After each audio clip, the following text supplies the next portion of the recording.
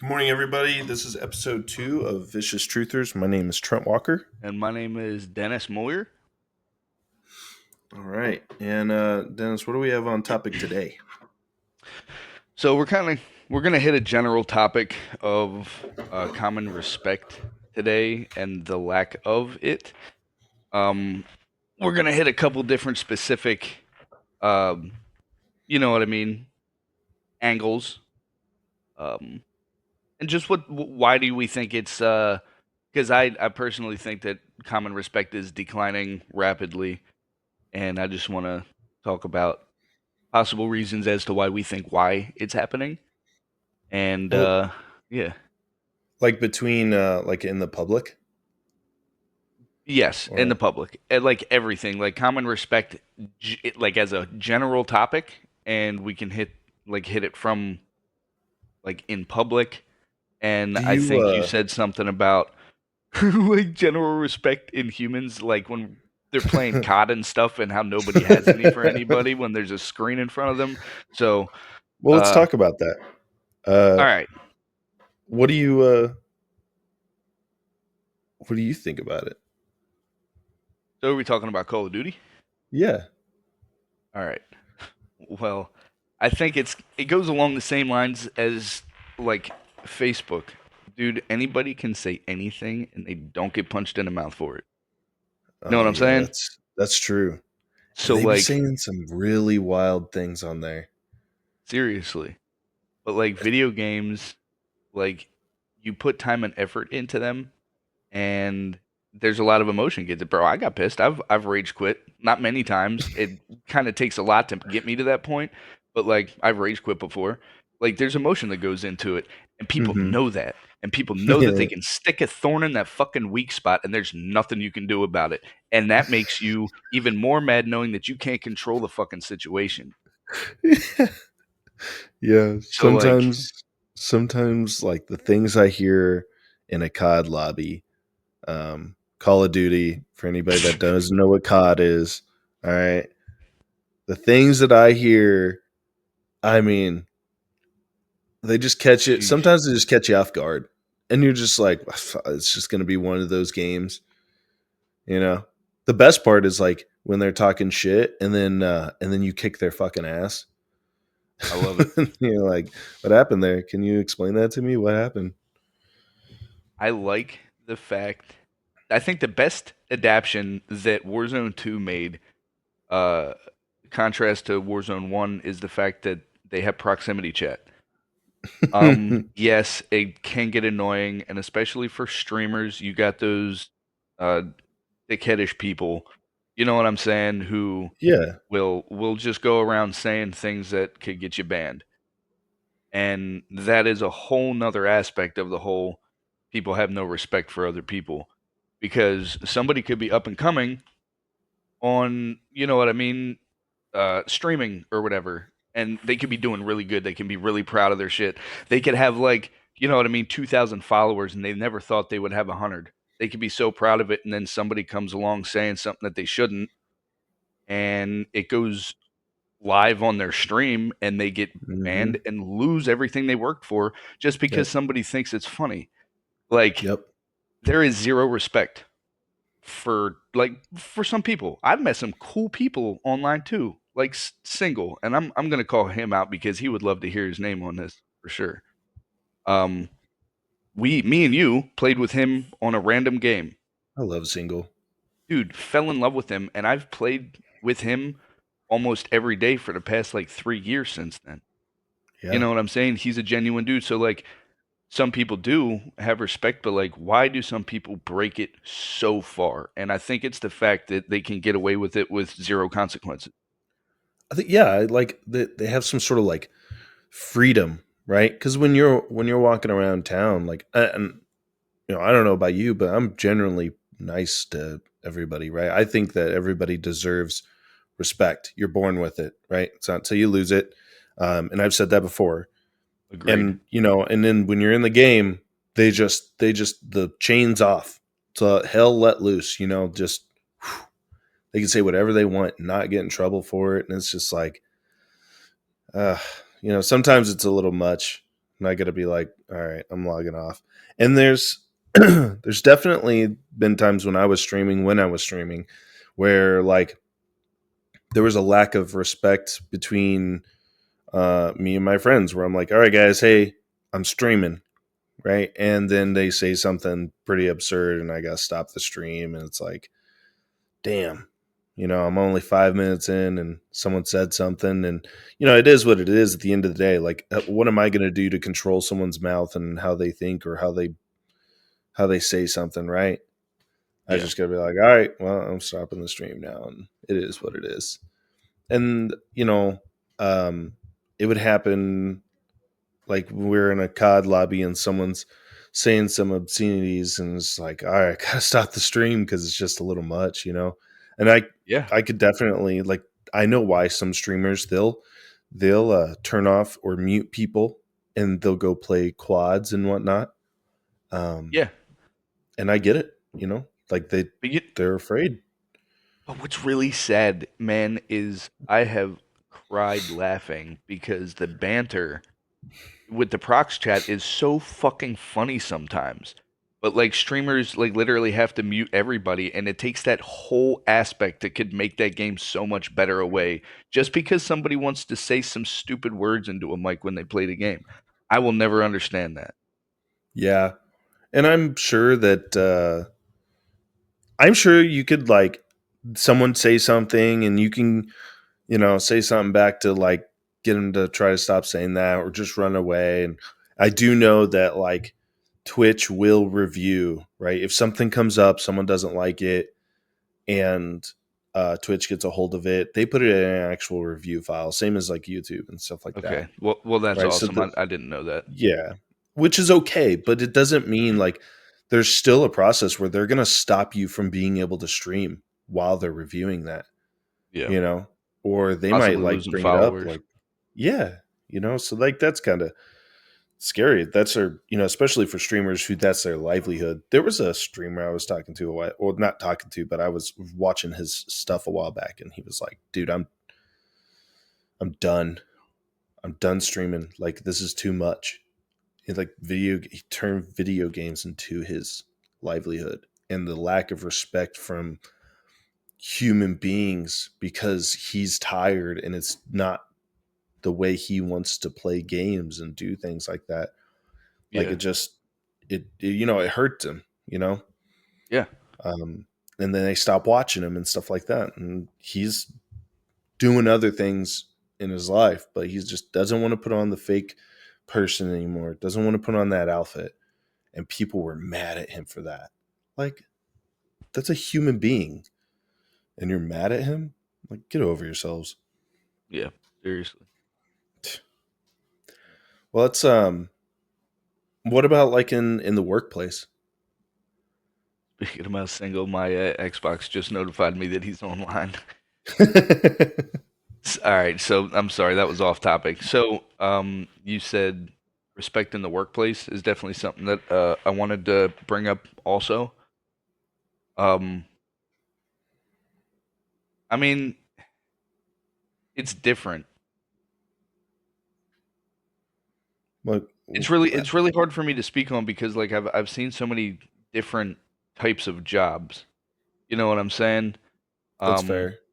I think work ethic is very low, and people will do whatever they can to do as little work as possible, which makes the people who actually do work at work more.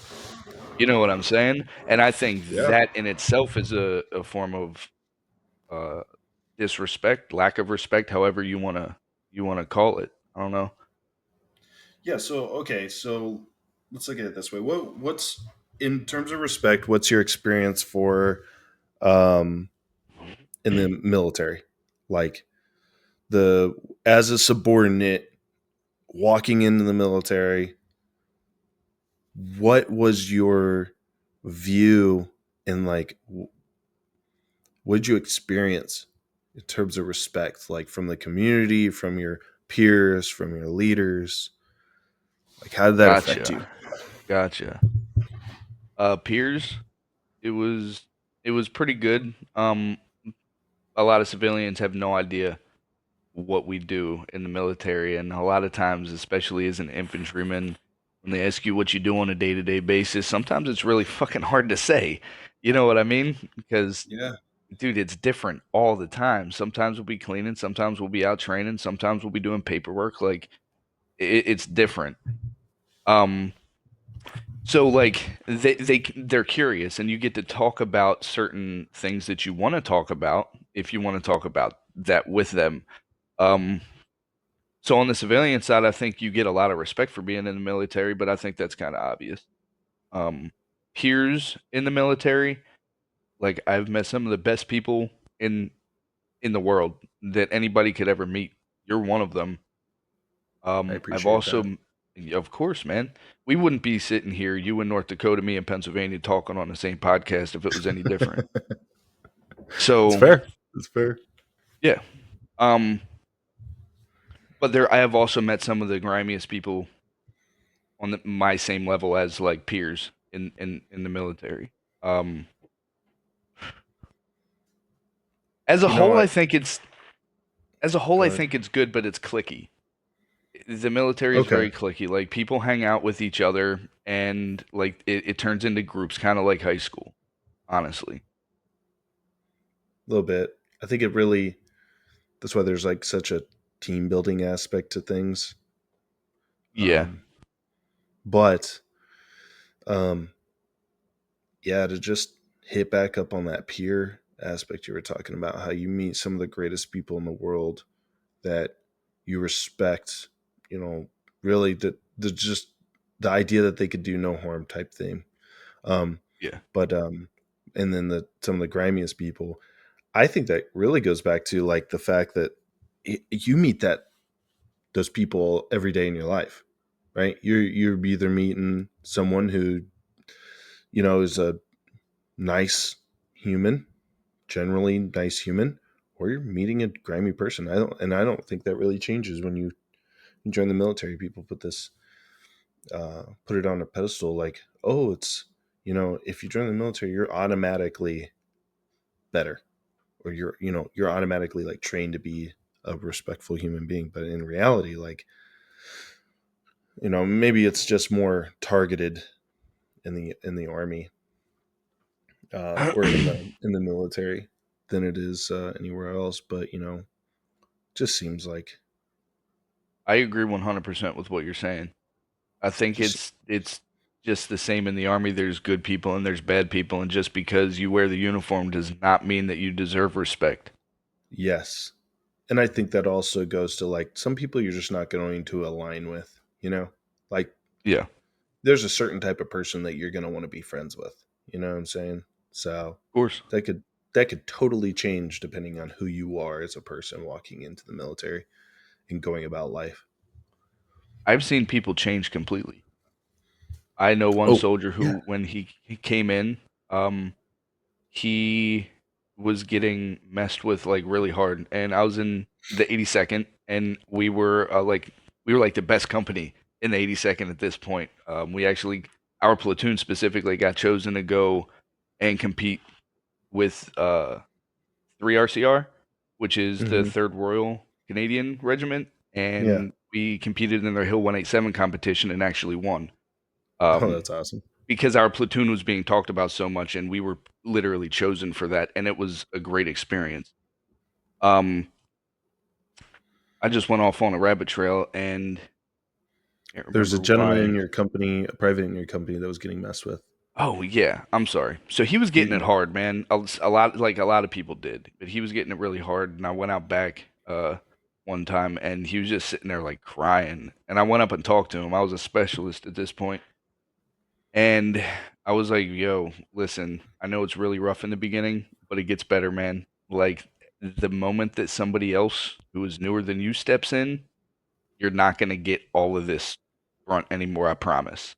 And like I made him feel better, and he like thanked me for it.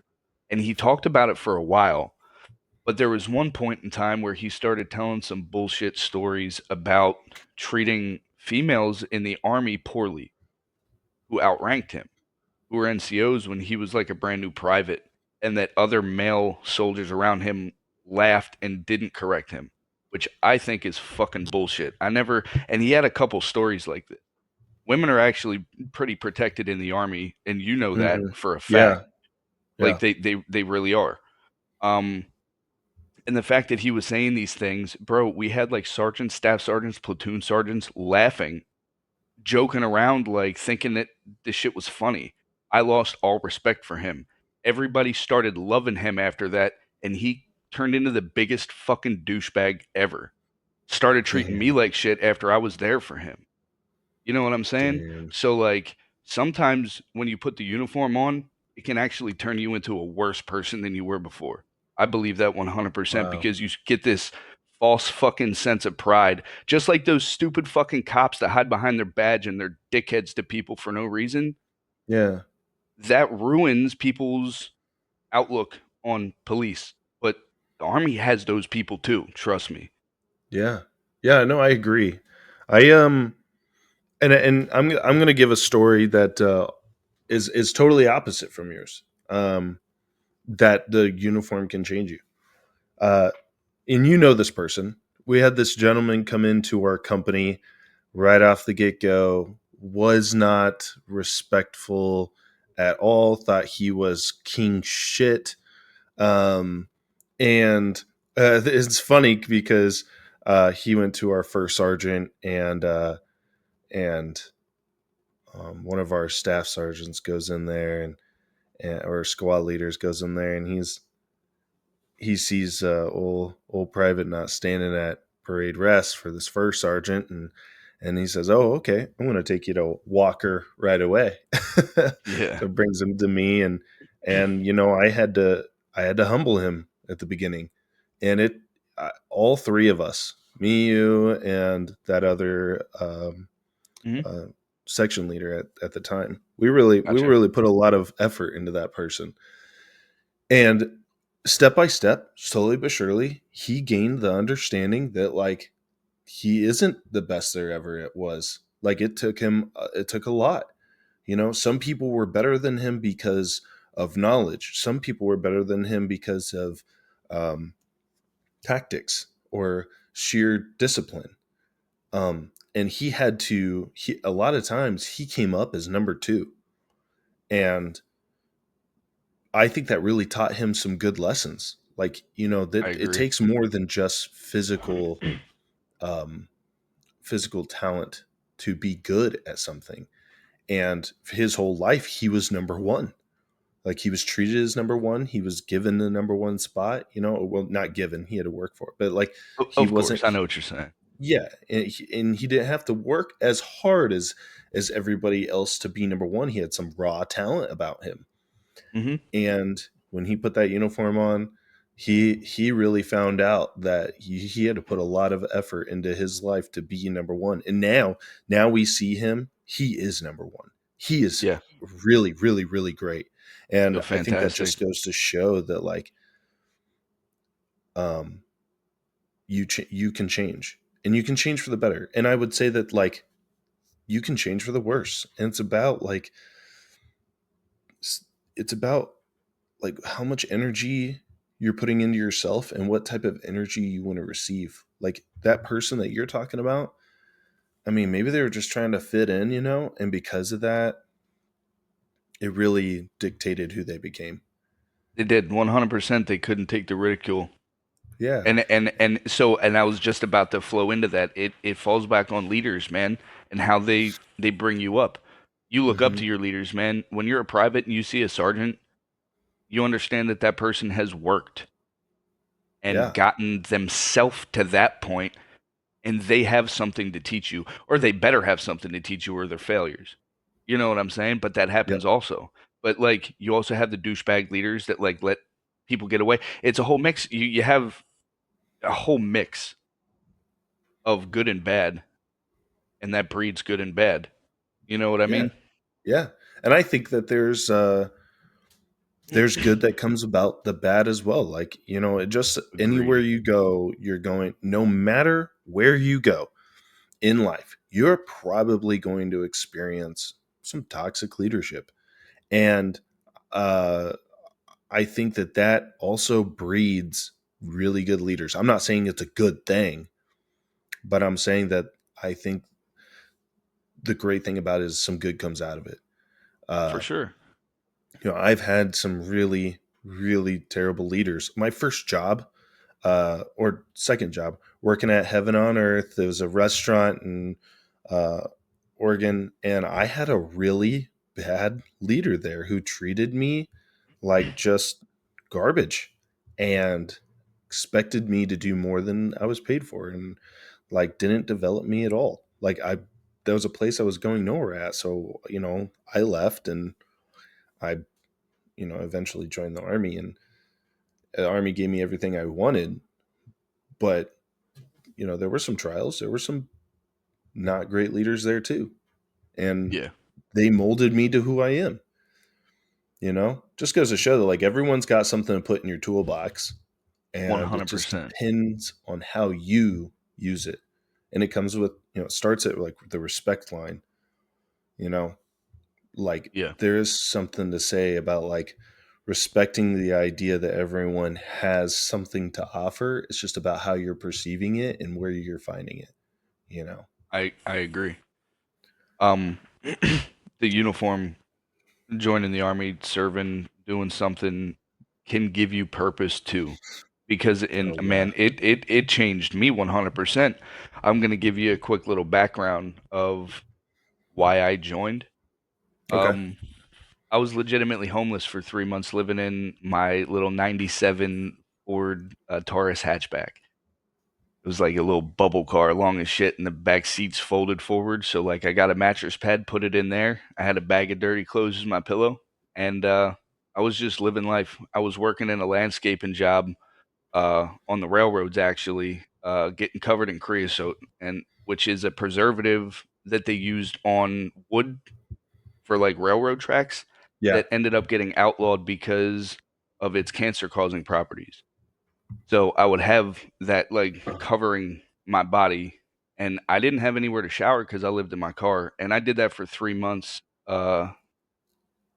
And I just realized that, like, dude, there's no way that I can just keep doing this. Like when is something gonna change? You know what I'm saying? And I Yeah. just decided like I had to stop what I was doing. Like, yo, come on, how do you get lower than that? I mean, I know it's possible and people have been, but like that's pretty low.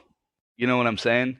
Yeah. So like I refused to talk to my dad for a while at that point, but I kind of swallowed my pride, knowing that he was going to be there for me, and I asked him if he could help me out until I left for the army because that was my goal. And he was like, "Are you actually going to do it?" I said, "Yeah, I did it." I ended up spending 9 years in, and I'm a completely different person than I was.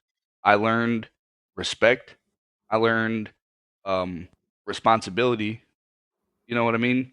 Yeah. Timeliness. I am never late to anything other than this podcast today.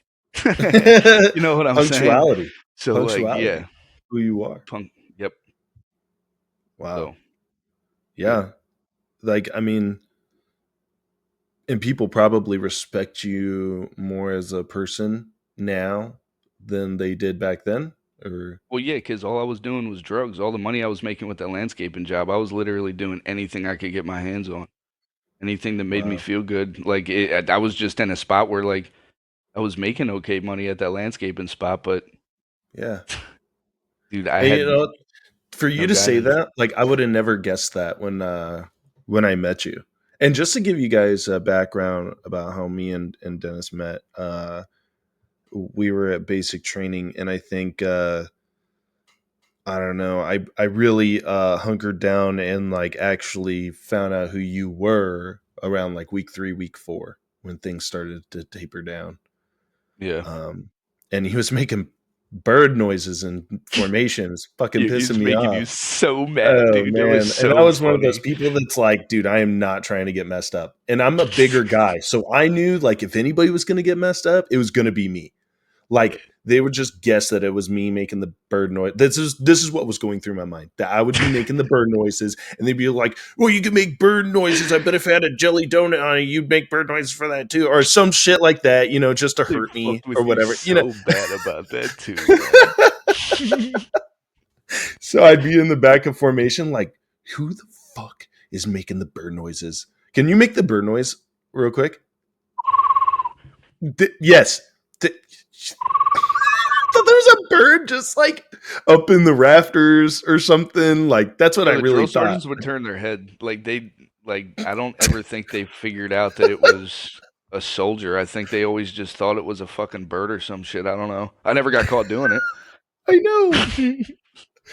So, to think that like that's what you were doing before you joined and who you were, who I met and who you were and who you are now, like it's definitely mind-boggling. Like it really just it blows me away that you came so far from that and the things that we did together and all the cool stuff that we experienced, like that like generally makes me just happy knowing that like you had to go through that trial, but that trial led you not only into my life but into a better life all around. um, Seriously.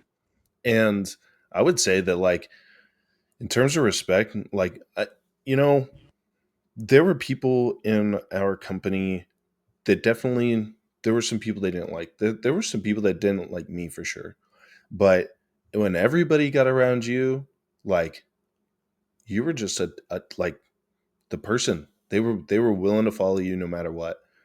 They wanted to be in Sergeant Moyer's team, squad, section. Like, I don't know, man. You had something about you that people just they were just wanting to follow. I wanted to follow you.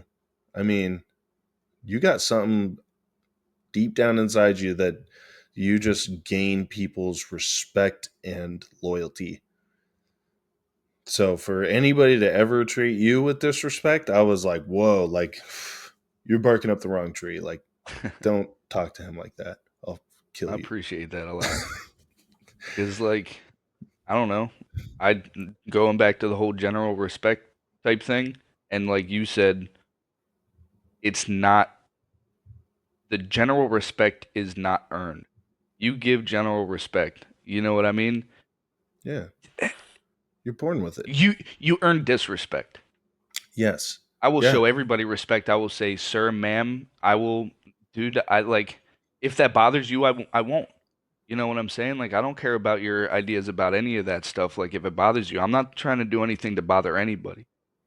I'll For, treat everybody with that general respect. But the moment that you show me disrespect, I feel hurt because I would have never done that to you.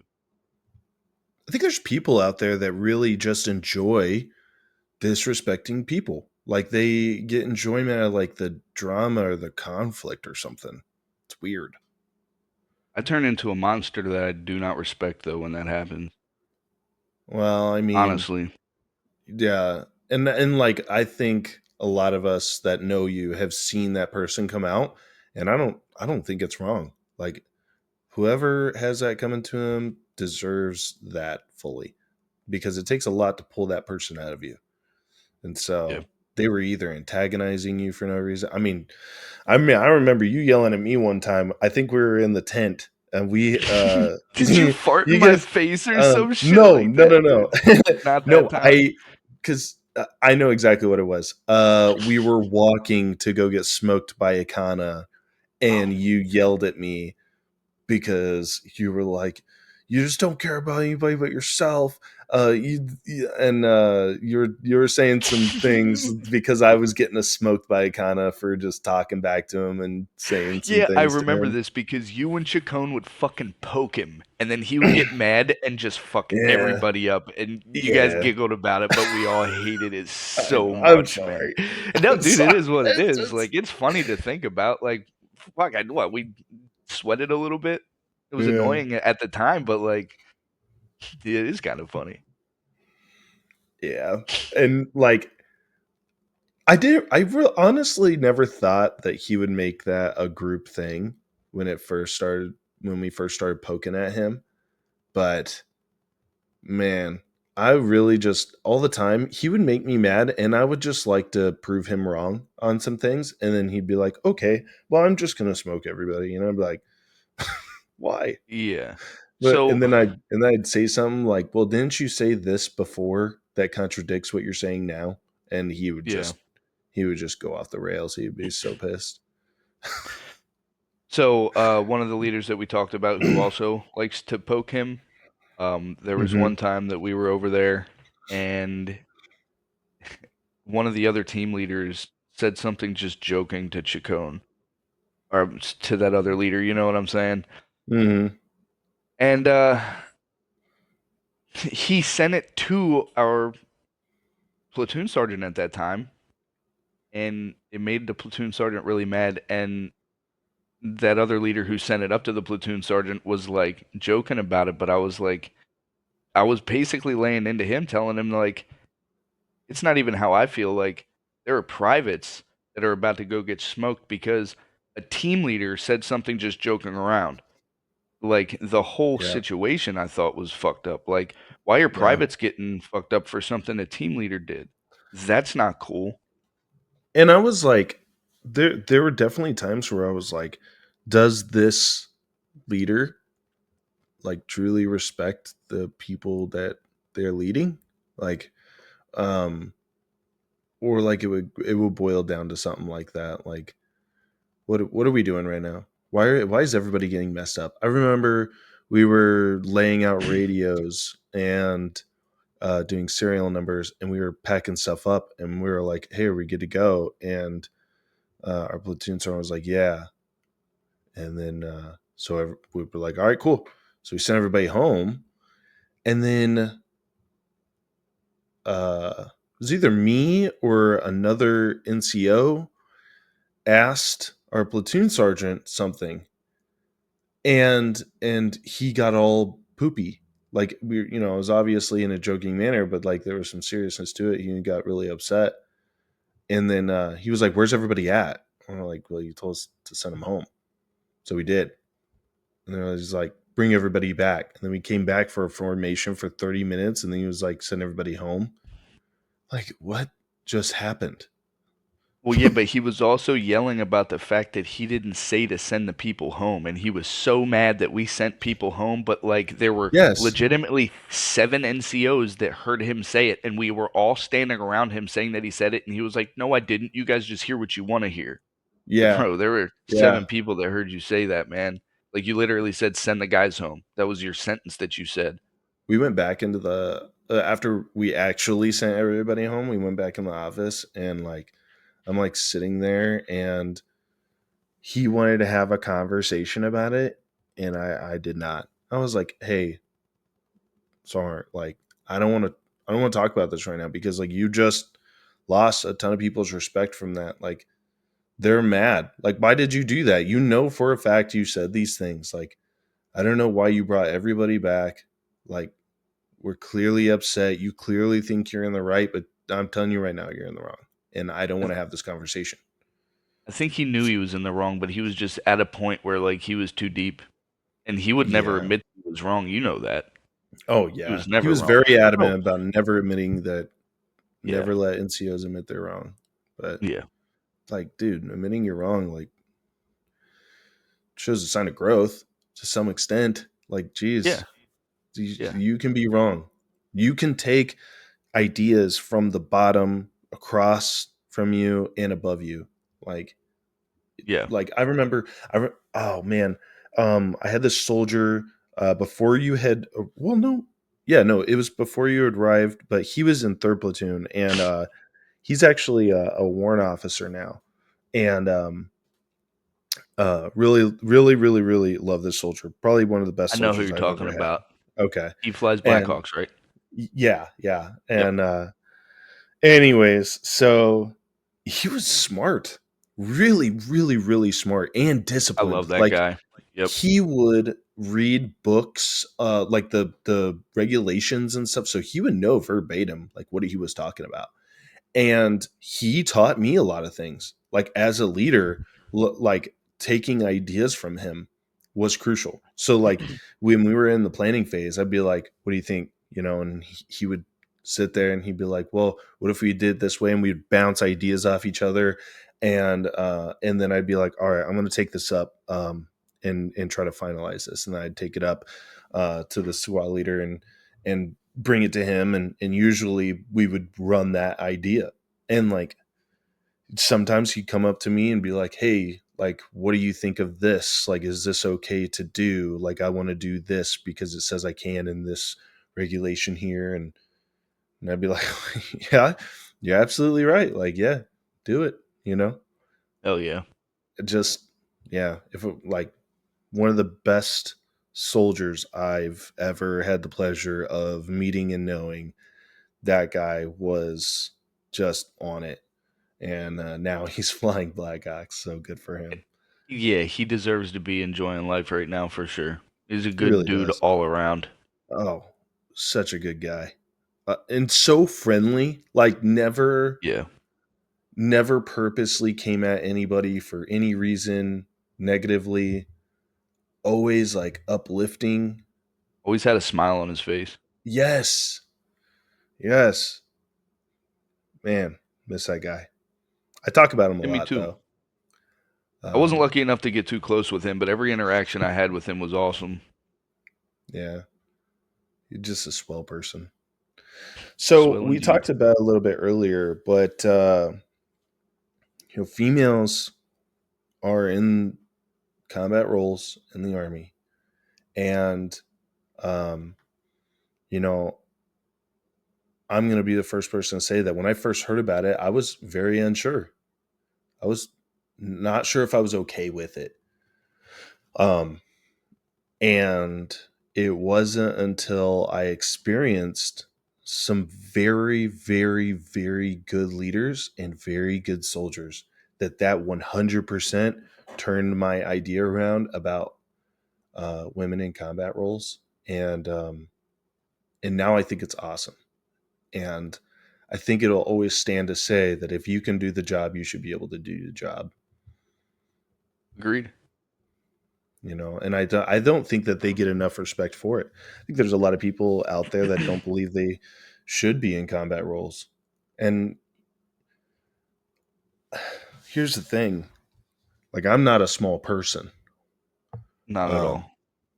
so and this isn't like the end all be all metric, but if you can't drag me to safety, you know, I'm not gonna really expect you to be able to do the job, right? That's just obviously one part. But there are a lot of men out there who can't do that. Yeah. So, They're but almost I've praised. met, The skinny ones that can run 2 miles in 12 minutes, they're the ones who get promoted first when the dudes who yeah, can actually pull somebody out of a combat situation. You yeah, know what I mean? yeah. So, but I've met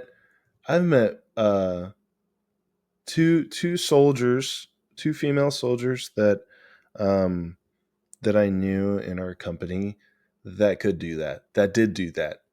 One of them was a medic, um, and I will say that she is a badass. I'm actually hoping to bring her on the podcast at some point. That'd be Um, awesome. yeah, and uh, yes, we didn't get to have her as our medic for too long, but dude, badass. Uh, Legitimately, we were doing some training, and she, obviously I'm a big guy, so they always pick me for medical training as like to be the dummy, and Yeah. she by herself drugged me. Uh, and showed people like how to do things effectively, and like that right there, like I was like, wow, like I dude with kid on 300 pounds, like Yeah. come on. So Th- I think there's a couple other aspects that go into that too.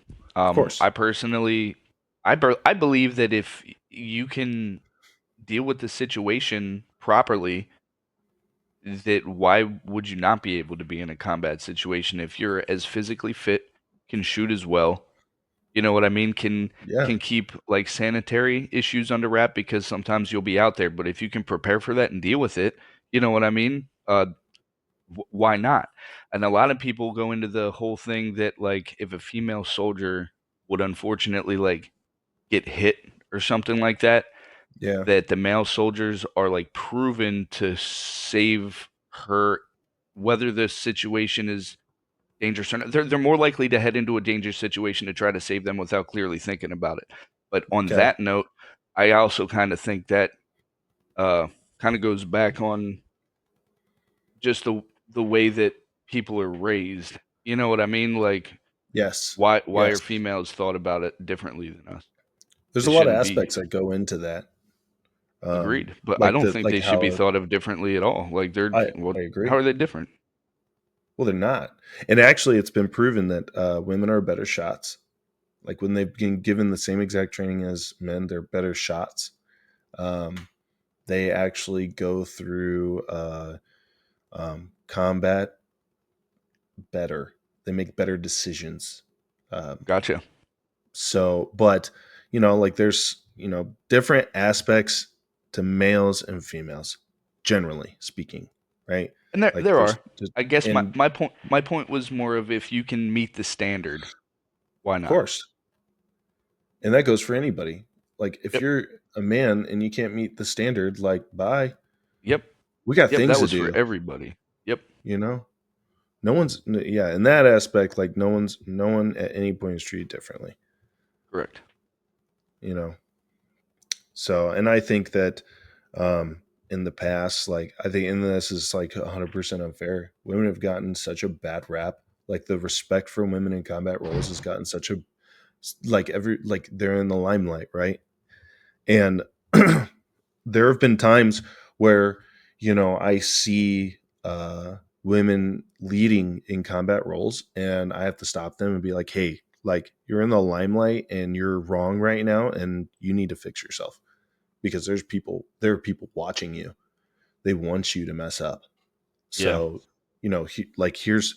here's how you can fix yourself right now. Please do that." And a lot of times they would get very upset, very mad, and they would they would get mad at me.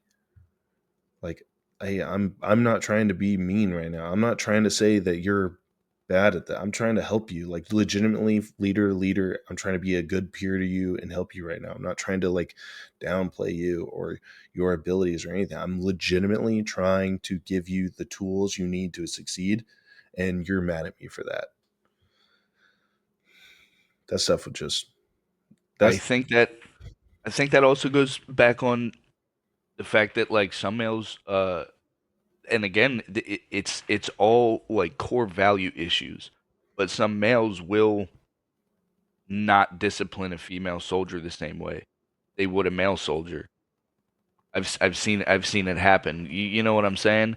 And that's not everybody, but like I have definitely seen females like if I would have seen a private male do that something like they would have gotten treated differently for it. And I don't think that hinders it's annoying. the females' ability to learn that stuff Yes. when they don't get corrected for it. And I think that's bullshit. It's literally just hindering them. Yeah. And I think they deserve to be treated equal. They're if they can meet the standard like we can, just like me. Yeah. Agreed.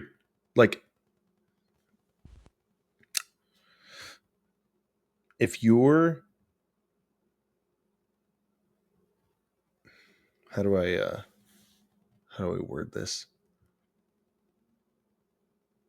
If you're anybody in the army and let's say you've made it cool with the sergeant and you're not getting scuffed up like everybody else, you're going to learn um, that you can get away with things Yes. by being a certain way. And because of that, when you do become a leader, you're going to learn some hard lessons.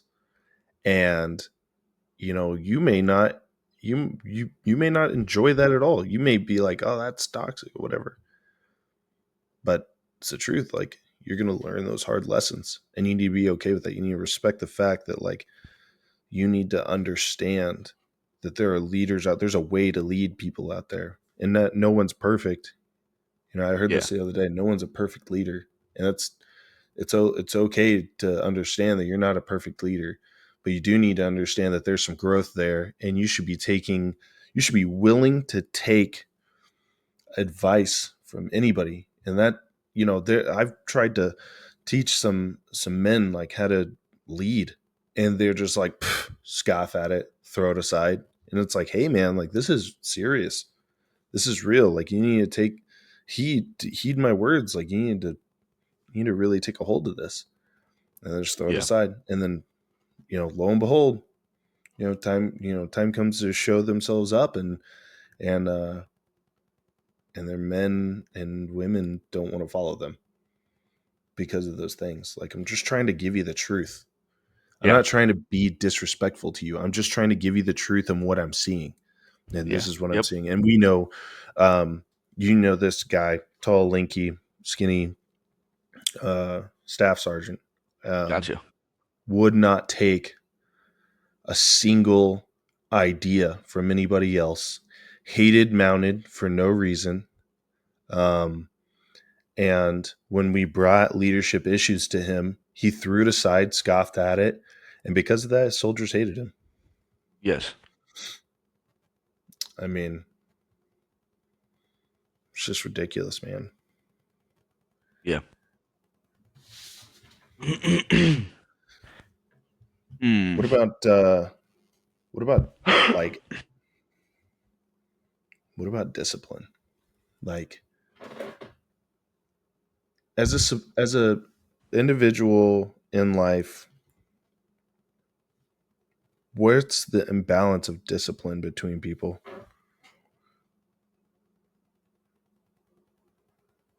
So I think it all stems from like how you were raised. Something that I we spoke earlier about is me being punctual. The army helped Okay. me learn how to plan better, but I was always early to stuff. I just used to be like 2 hours early. Army taught me how to plan better. Um, so man, I forget where I was going with that.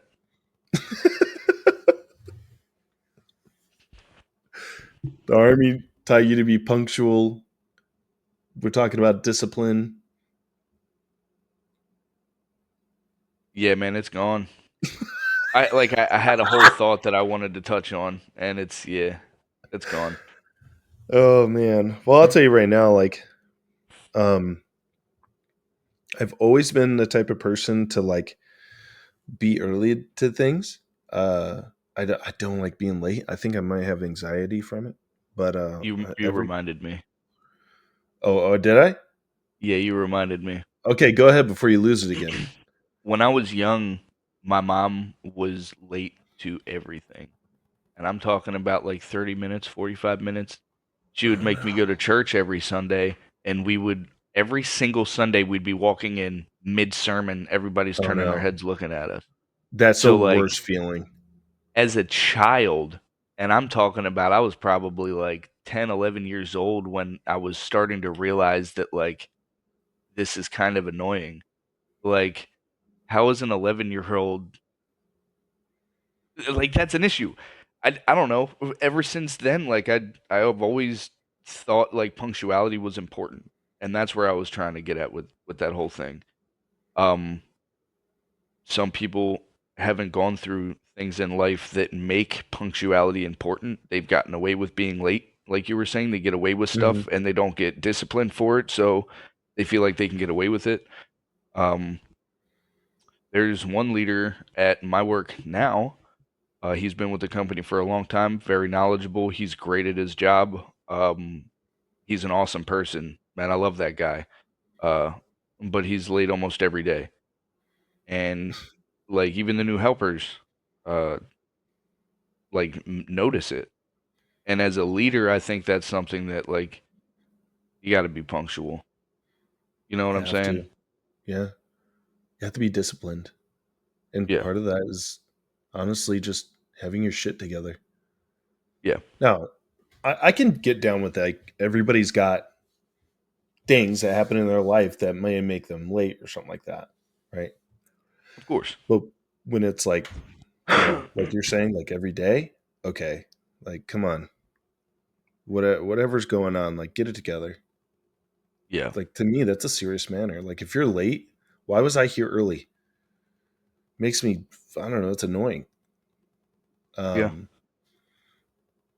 and just to finish what I was saying is like my whole life, I feel like I've been uh, fairly punctual. Like when someone says be here at this time, I was always 10 minutes early. So like that was Always. just instilled in my brain. And I think like I don't think my dad taught me that. I think my mom really taught me that. And I don't know. I'm pretty sure like my mom generally told me how to do that. You know, as a life skill to always be on time, dress to impress. Like don't ever give anybody a reason to look down on you. Um, and so when I would show up for job interviews or something like that, like I would be looking as nice as I could, no matter what the job was. I'd look as nice as I could. I would be 10 minutes, 15 minutes early. Um, and in that aspect, I was pretty patient. Like, so a pretty patient person. So, like, sometimes, I was there for 30 minutes waiting for my interview and stuff like that, and just sit there, twiddle my thumbs, and just wait. Yep. And I think that like just that presence that you're setting, that matters so much to people. It may not be the end all be all as who you're going to be as a worker, but definitely sets a huge precedence as to who you are. And yeah, man, when I would see that, like no matter where I go now, like when people are late, um, and I'm showing up 10 minutes early, so when people are late, like I'm feeling a certain way about it. Yeah. Like, and I'm doing a job now where I make appointments with people. They come in, we talk about things, and that's an appointment. Like, we've set a date and time for you to come in. Don't be late to that. Yeah. Like I have a life too. I'm a human too. We all have things we got to do. Don't be late. Yeah. You know. 100%. I agree 100%. I think like discipline anywhere is like so important. This is something that I tried to bring up. Yeah, I talked before about those win sessions a little bit. I didn't really go in depth about it, but something we would talk about, I feel like more than a couple times, was discipline. Like just being not disciplined just to other people or your job, but being disciplined to yourself and for yourself. It's so important for your life, man. Like, let's just take the gym, for instance, or physical activity, right? And just use it as an example. You say, I don't want to be um, fat anymore. Okay. You don't want to be fat. You hate when you go to the mirror and you say, I look fat or I look a certain way. Okay. Go to the gym. Change your eating habits. Uh, do the things that are right. It's not going to be fun. It's not meant to be fun. But if you change your view on it and what it's for, you will become more disciplined in what you're doing. Like everyone's like, oh, like I hate going to the gym because, like I go through this pain. It takes 2 hours out of my day. I'm tired afterwards. Okay, well, like you're just being negative about it. But there are a lot of good things you can get out of the gym. Like, like when you're doing an exercise, there's a feeling you get, like a sense of like pride out of being tired. Like I can't even really explain what, like a type of runner's high. You I know, definitely know what you mean. Yeah, like that should be what you're focusing on, not the fact that you get tired and hungry. Like you get tired and hungry just from existing. Plus, like, you don't have to push yourself to the limits of where you're uncomfortable. So let me push it, but you don't need to push yourself to your limits. You don't have to, and you don't have to spend a whole 2 hours in the gym. Start somewhere. Do Yeah. something. Take a half an hour. You know what I'm saying? A half an hour to like do something that keeps your body active is better than nothing. Yes. Dude, go walk down the road for a little bit. That's what I've been doing Something. because I've been lacking on my own self-discipline.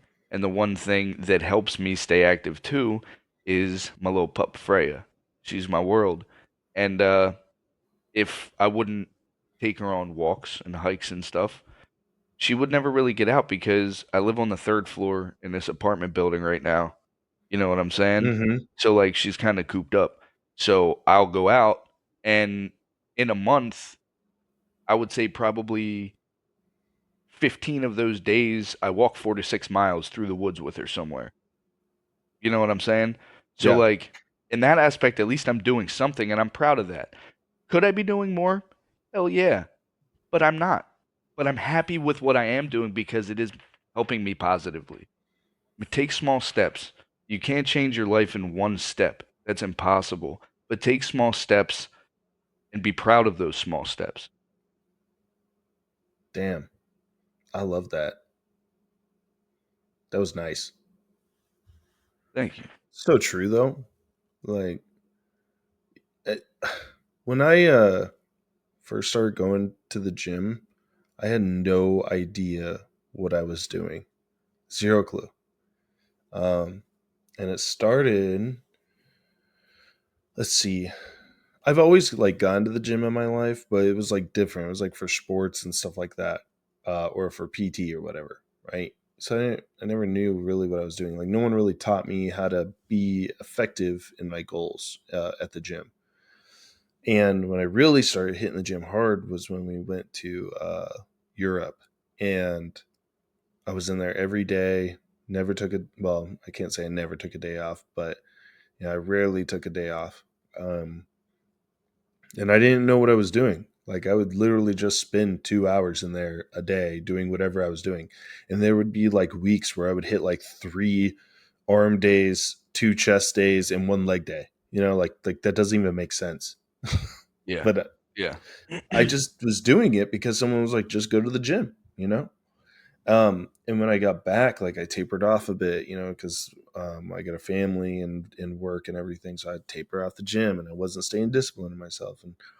And then I met a individual that came to our platoon, and he really stepped up and was like, hey, this is like how you need to be looking at the what the gym is and how to go to the gym and how to be effective at the gym.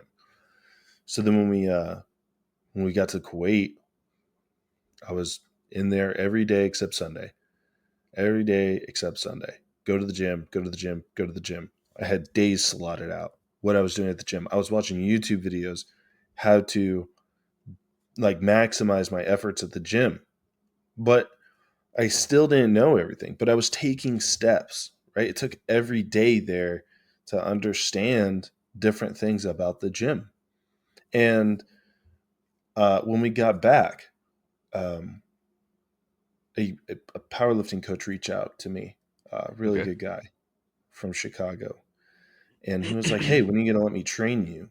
And I was like, oh, this honestly sounds like really cool. I want to get into it. So then I got into it. He taught me a lot. Like he really taught me how to like take care of my body and take a rest day. Like before that, I didn't know what a rest day was. I thought it was just like go as much as possible and get over it, like ego lifting type thing, you know? Yeah. And I remember one day I was doing bench and my elbow kind of hurt, like just like it just kind of felt like a nerve thing, just kind of achy. And I was like, "Yeah, that's going on." And he was like, "Okay, we'll stop your workout, and this is what I want you to do." And totally changed my workout, and it was all built around like rolling out my muscles and using a lacrosse ball and stuff like that. And Gotcha. the pain in my elbow went away, and it took that moment to kind of understand like, okay, like um There's a you science need to to it. be disciplined. Yeah, you need to be Gotcha. disciplined in a different manner. It's no longer go to the gym every day and be disciplined in that manner. No, you need to be disciplined in the manner of taking care of your body. you Yeah. know we're not young, right?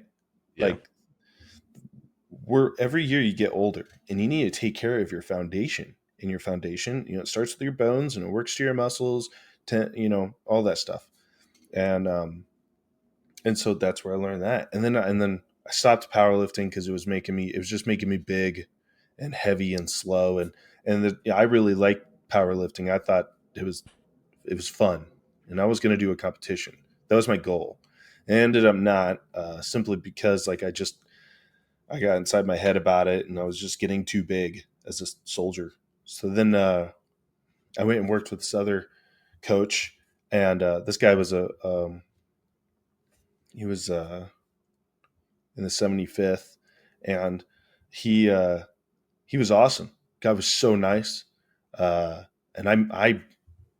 I refer everybody to him. He is just such a good coach. He helped me lose like 30 pounds, and I think more than that, maybe 35 pounds. Hmm. And he just the way he structured everything was just about like take a real good look at who you are. Like you need to like step up and realize like what you're doing. Like there would be like a day when I go to the gym or when I eat a certain food, and he'd be like, "Hey, look, like it's not a bad thing to do this sometimes, but like if this becomes a habit, like there's a real problem. You need to take an inside look at who you are, change your Yeah. discipline, change how you're viewing things, change how you're walking in this path." And that really helped me. Eventually I had to stop working with him simply just because like I was saving money in certain spots, and it was costing some money. And so Yeah. but I take those values that I learned and now put them into the gym. Like, okay, let's take one for instance. Everybody does chest on Monday and no one does leg day, right? Leg day sucks. Well, leg day is my favorite day. I totally revamped how I looked at training. I was hating uh, leg day, loving arm day, loving chest day, all for the wrong reasons.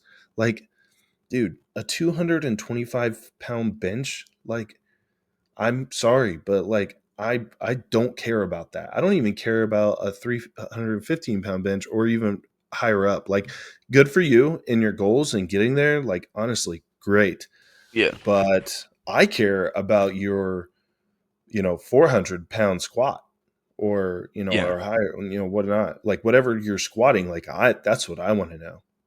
What is your So body capable of? Because the body is on your shoulders. And when you squat down, you're using way more than just your legs. There's a lot that goes into it, or seriously. picking up weight right off the ground. That is not an easy task.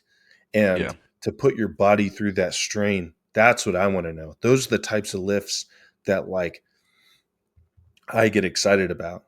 So for me, I've had to change how I walk about things. Now, like yes, I do chest. It's not like I don't do chest day because I think it's Of important. course. I think there's certain aspects of training that are extremely important. It's just about how you change that. Like if you're not doing leg day, like come on, man. Like what are you in the gym doing? You want to look The good, but people you don't want to have the like people strong. You don't want to be strong or what? Like makes what? How, no sense.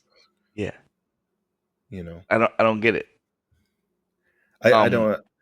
I know some people go to the gym for their physique, like they just want to look good, and that's totally fine. Like that is a real thing, and if that's your goal and that's what hypes you up, that go to the gym, dude.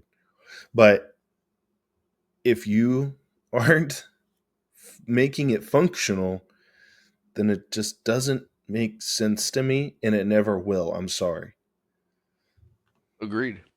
I think the people that don't like leg day aren't able to get over that hump of it sucking in the beginning. But That's once what you get everybody past talks that, about.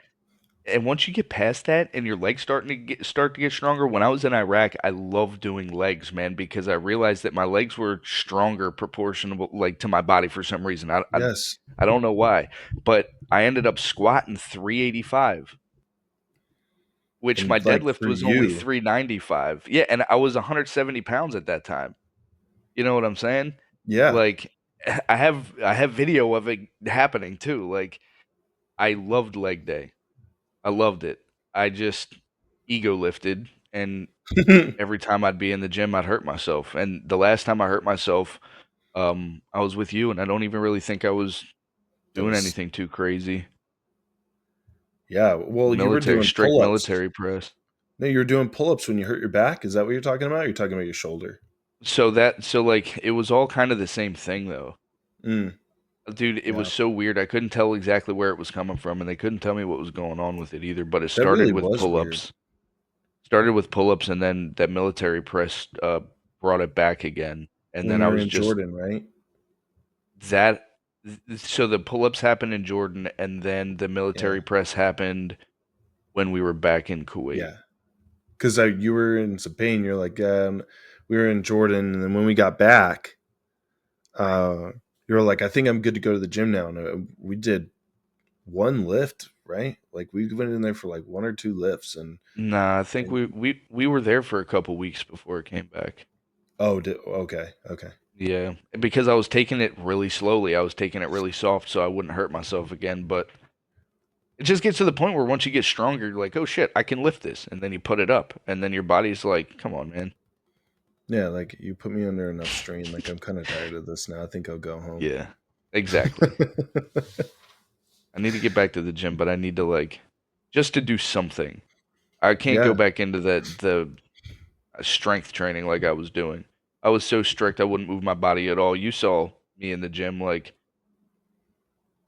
it was I think I was so I would tense my whole body up so it wouldn't so I was like being super strict and I think that was actually doing a lot of harm So what I've instead of just learned now lifting the is weight. like when I go to the gym, and I learned that too. Like, hey, when you go to the gym, you're doing a lift, like be super strict. But something I learned, like, there's a reason your body's trying to move. There's How a your body works, yeah. yeah, and there's certain movements that you should be strict. Like I think being strict on cable movements is really important. But like when it Yes, comes to like lifting weight off your chest or off the ground or while it's on your back, that is a functional lift. There is more than one muscle that needs to be moving, and you're you right. need to allow your body to do that so it can get stronger. Yep, You know, I agree. and that's why I'm so big about squats. Is like it's so crucial for your core. And here's where okay, last September, I no August or September, I can't remember. And I talked to you about this. I had some serious back pain. I mean, serious back pain. I couldn't walk off Gotcha. the golf course without limping. And I would go home and I would sit in my chair and I just could not get up off of my chair, or I would wake up and I just couldn't get out of bed correctly. Um, and this coach that I was telling you about, not the powerlifting coach, but the second one that I opted into, Mhm. he, I mean, his programming really led me to believe that this core work he was making me do was changing the pain in my back. And at first, I wasn't believing it. I went to the doctor and they're like, you're going to have to do these things. And, this is why. And you have all these problems and you're going to be dealing with this for the rest of your life. Like I and remember as that. a man, when someone tells you that you're not going to be worth what you were, that is a really, really, really tough realization. And it took a lot for me to just get up off the ground and tell myself no. Like that's not how this ends. That's not how this stops. Like I'm not gonna just be that person. There's no way I'm like, that this person, this doctor, and bless their heart, they're just doing what they've learned. Yeah, So yeah, nothing against them. But there was no way I was stopping and telling myself that I was just going to stop and do these procedures and stop moving and bust my ass to be the best I very well could be. And so I took his program and I was like, I'm doing it. I'm doing it to the T. I'm going to stay disciplined myself. I'm going to see if I can get better. And I did. I I don't wake up and not walk like I don't wake up with immense back pain anymore. I don't walk around with back pain anymore. I don't sit down with back pain anymore. I can yeah. go squat all day and excuse me, the next day not have a single problem. And I don't get me wrong, I don't think I fixed my problem. I think that I was weak in some areas. I think my core was weak. I think my back muscles were weak. I think my hips, they were weak. And I had to sit down and like really tell myself, like, dude, like you're kind of being a bitch about this right now. Mm. And not in like an ego sense. Like I had to really sit myself down. Like I didn't want to do leg day, dude. Yeah, I didn't want to do leg day.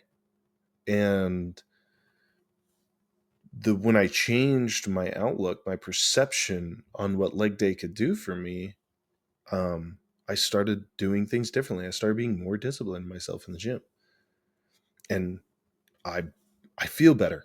I legitimately, my back is, I can run, dude. Yeah, Like, I wasn't able to do that last September, but I can run now, that's fucking and awesome. I can ruck now. Like, so when, just goes back to the discipline thing, when like people are telling you that you need to be disciplined in a certain area, they're trying to give you the tools to succeed, and you need to change your perception on what that is. Like, you need to change your perception on how you're perceiving that information so that you can better yourself in that area. Gotcha. And that's just my long 20-minute example of discipline. Yeah. No, that was you were right on. I These things are think a so lot of important to people, people. yeah, and a lot of people when they get bad news like that, it is deflating. And I use that term because I feel like it fits it really well. Once they tell you that, you lose your motivation. You almost feel like you're a flat tire. Like they literally just told you that you're not going to be able to do what you're supposed to be able to do, and people shut down a lot. And instead of finding a physical regimen that will, you know what I mean, help slow down Yeah. the declination of whatever their issue is, they just kind of shut down and stop moving, which exponentially increases the declination of whatever you got going on. The moment you stop moving is the moment that whatever health issues you have are going to get worse. Yes. And I believe in that 100%. And I experienced that. Yeah, I, I was quitting on myself, dude. Legitimately, when I heard that stuff, I was quitting on myself. I was like, it's over. I'm not going to be able to go play touch football with my friends. I'm not going to be able to go do this manual labor at my house and make my home look good. I'm not going to be able to do the things I do with my kids. Like, at one point, it like hurt to pick up Lane. And he's like, I get it, he's getting older, so like picking him up, whatever. But like, dude, he doesn't weigh that much. yeah, Yeah, that was where I was at. It was just, it hurt, and I told myself, I was like, oh, I can't do this. Like, I can't not be able to do this. So I need to change something. And hell yeah, thankfully, I came into that realization. But how many people are out there that haven't made it to that realization? You know, most, I see all these people on TikTok and Instagram talking about, like, they'll like listen to Jocko, or they'll listen to like Jordan Peterson, or Joe Rogan, or anybody who's influential at all. yeah, David Goggins, right? oh yeah, Jesus, They'll take these words and they'll be like, "Oh yeah, I'm gonna go to the gym um, for 2 weeks, and then I'm not gonna. All right, I'm gonna taper off a little bit." Well, okay, but you're not listening to what they're saying, dude. yeah, That that's not for you to gain motivation. It's for you to gain some discipline in who you are. Go be disciplined, not because they said so, but because you want to feel better. You want to be better. You want to be better for you. Do it for yourself, dude. Take their yeah, words, listen to their words. Don't just use them, listen to them. They're important, and it goes like, uh, I see like the reels all the time. That they'll like like there'll be the quote from somebody influential on there, and they're doing like a lift, or they're like showing off their body. Like, okay, like, good for you. Like, you're confident. I see that, man. You're yeah, confident in who you are and what you're doing. You're proud of what you're doing. That's great. But go do more. yeah, Listen to the words and go do more. Be better in all aspects. Not just the gym. All aspects. Like, Another reason why you succeeded though is, and I always admired you for this, is the fact that you are always motivated to educate yourself on anything that you step into before you step into it. Um, like, dude, you were always studying and you were always learning more. And when you ran into something you didn't know, you wanted to know it and you figured it out. And you volunteered for all the schools. You know what I'm saying? Like, you strive to build your knowledge, and that's respectable. When you figured out that, like, what you were doing in the gym wasn't working, you looked up all of that stuff, YouTube videos. You went through the fucking list. It was extensive. You did all that to teach yourself how to get where you're at now, where you're running again and everything. If you didn't educate yourself, you probably wouldn't be here, right? I mean, yeah, no, you're right. I People need to educate themselves on things before you step Yes. into anything, man. Google has such a wide base, and I'm not saying to trust everything off the internet, man. That kind of sounded dumb. But what I'm No, trying to say is, like, there is good information that you can achieve for free. Look it's things up, humility. research, yes. If you want to eat healthier, there are cheap ways to do so. Look it up. Yeah. Have some humility. Like it's okay to be wrong, dude. I Yeah, swear, everyone wants to be right nowadays. Like just think that you're wrong cuz you probably are yeah, and go learn something and then you'll know it. Knowledge is power to some extent. it And is. Yeah, if you aren't willing to learn, then you're going to be left behind. yep, Not everything is just, you know, gym or or being tactical or being, whatever. And that's not to say that everything's about knowledge either. of But course. regardless, like go teach yourself something. It doesn't Knowledge is take another much to learn. dimension, yeah. Knowledge is another dimension of life. Yeah, Physical it's like a ability pillar. is a dimension of life. Wisdom is a dimension of life. Yeah. Like, you know what I'm saying? Like, Yep. you try to be the best at everything you can. Build a a good wide base, just like in investments. You always told me to have don't always put all your eggs in one basket, to spread it out as much as you can intelligently. You know what I mean? It's Yeah. the same thing with life. Don't get me wrong. If you want to focus on one thing and get that up beyond everything else, do so. But don't forget about training your mind too. I think that also means like your circle, right? The circle of human beings around you. Because I had to learn a lot of this stuff from other people. Yeah. I someone had to teach me that, and some of those people were either subordinates or they were my peers or my friends or my leaders.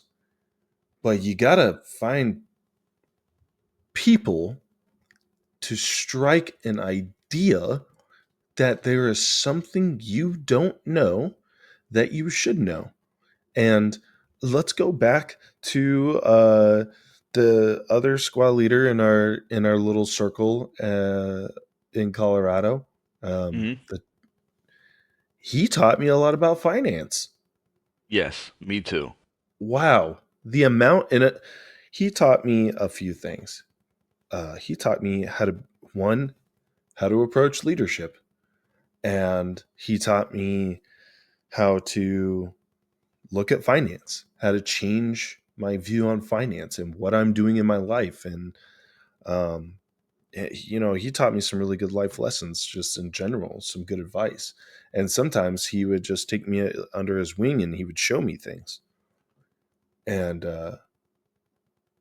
man, the importance of that, I would say that at one point he was my mentor. Um, and, but he was also my friend and I surrounded Yeah. myself with him.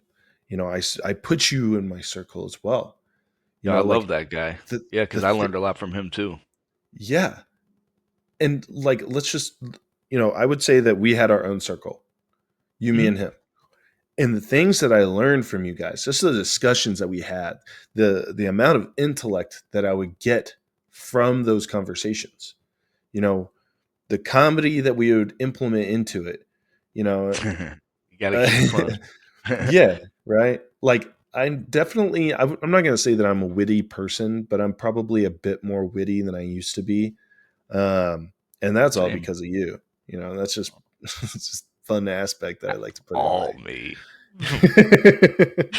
uh, but like, you're not just gonna, like, you don't just up in one day think of a subject and start learning it. It comes from the people around you and the things that you see. And you're not Yep. going to learn everything from podcasts and from people's shows and all that stuff.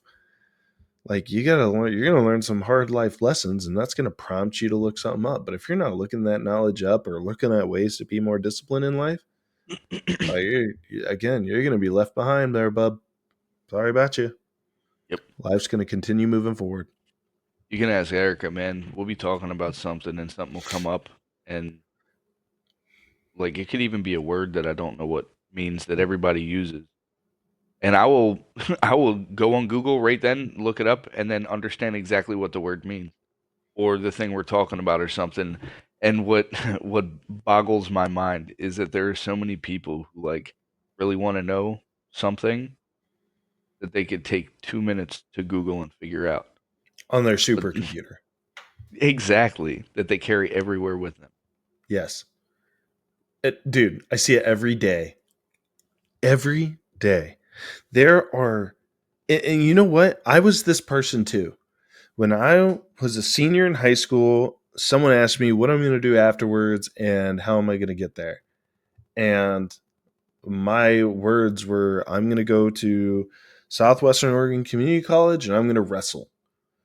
But if you ask me what scholarships I was getting or what I was doing, like, I put in for like 6 scholarships. So like I did probably more than 90% of people. Yeah. Um, but I had no idea how much money I had walking into college. I didn't know what a finance office looked like. I didn't know how to approach the finance office. They were like, "Do you want a loan?" And I said, "Yeah, I guess." Like, that's literally what happened. I walked in. They were like, "Do you need a loan?" And I was like, I guess." And they were like, "All right, Yeah. here you go." And I was, "All right, is my college paid for?" And they're like, "Yeah, you're good." And then every term I would get like $1,600 back because it was already paid for. My Yeah. school was paid for, but I didn't know it. I took out a loan for no reason. No one told me Yeah. that though. I never Yo, knew it, about it. I didn't look it up. thank God you know the Pythagorean theorem, though. They don't teach you shit in school that you need to fucking be an adult Uh, for real. they Nothing. don't. And I think that they tried, honestly, but it was just information that it didn't stay with me. They're like, "Here, this is how you fill out a check." Right? And I was like, "All right, cool. Yeah. This is this is what your savings account looks like." No one told me how to walk into a college and handle a financial office or Or file for a talk to a, loan. huh? Or like request for a loan. You know what I Yes. mean? For anything, a vehicle loan, a home loan, nothing. I didn't Yeah. learn about any taxes. No, yes. Yes. No one told me how to fill out my own taxes. I had to learn that on my own. You There's know, three um, things that you're probably going to need in life depending on where you live. One is a place to live, one is a vehicle, and how to do your taxes. yep. And Didn't learn any of that. no, they didn't teach me any of that. And I even tell you right now, like, there may have been some fun times in college, but man, I wish I had just joined the army right out of high school. Me Would have too. been way better than what I was doing. Me too. I've yeah, mine's like the opposite side of what you were experiencing. Like, my army story is crazy, but crazy different from what you were experiencing. Like, I was in college and I just wasn't enjoying myself, dude. I was I mean, like, I had everything going for me, and I did some shadow with a cop, and he was like, "Yeah, this job's like 80% paperwork," and I was like, "Pump the Bro, brakes, dude! I don't yeah. want to work at a fucking job where I'm at the desk for 80% of my time." Like, ugh. Literally, fuck that. Yeah. So then my brother, he called me. He was like, I'm joining the army." I was like, "Really? You're not even going to talk to me about it?" He was like, "Well, I called you, didn't I?" And I was like, "But you already joined." And he was like, "Yeah." All right. So I was like, "Whatever." And I just that morning I saw this guy in a uniform, uh, in an army uniform, standing in the cafeteria. He gave me a Yeah. pamphlet, and I was like, "Thanks, dude." Feel bad for him now because he was a recruiter. You all know how that Thanks. is. Yep. Anyways, Yep. so then I go back to my room, and that's when my brother called me. I'd thrown that pamphlet on the counter. So then I was like, well, maybe I'll go talk to him. No, I really wasn't enjoying, like, trust me, I was doing the regular college thing. I had a 3.85, 4.0. I don't know. I did not have bad grades at all. I had great grades. And then I went to the army office. Well, I went to the Air Force guys, and they were kind of rude to me. I went to and that just their thing at that time. That's saying they're all like that. Yeah, yeah. The Marine guys, I don't. They were there. They're kind of rude to me. And I was a big guy, so like I get it.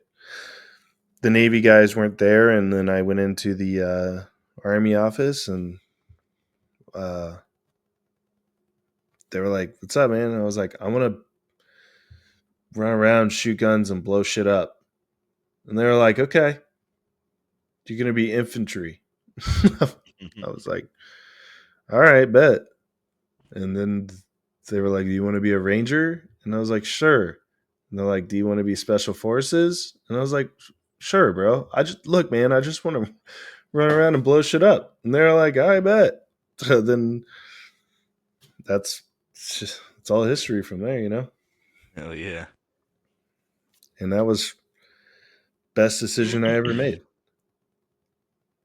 I came into the military really confident because the whole future soldier program that they had going on, and then half of those people, not even half of them, most of them weren't going combat arms and were nerds from high school.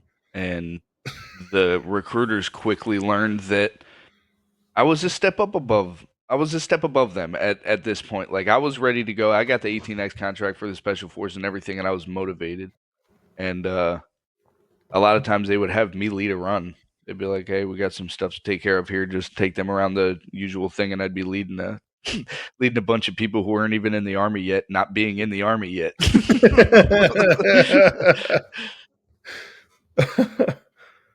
I wasn't. I was probably like I was like the typical meathead. Just I don't know. I walked in. I was kind of a dummy, and they're just like, got this guy probably. I was in shape back then, man.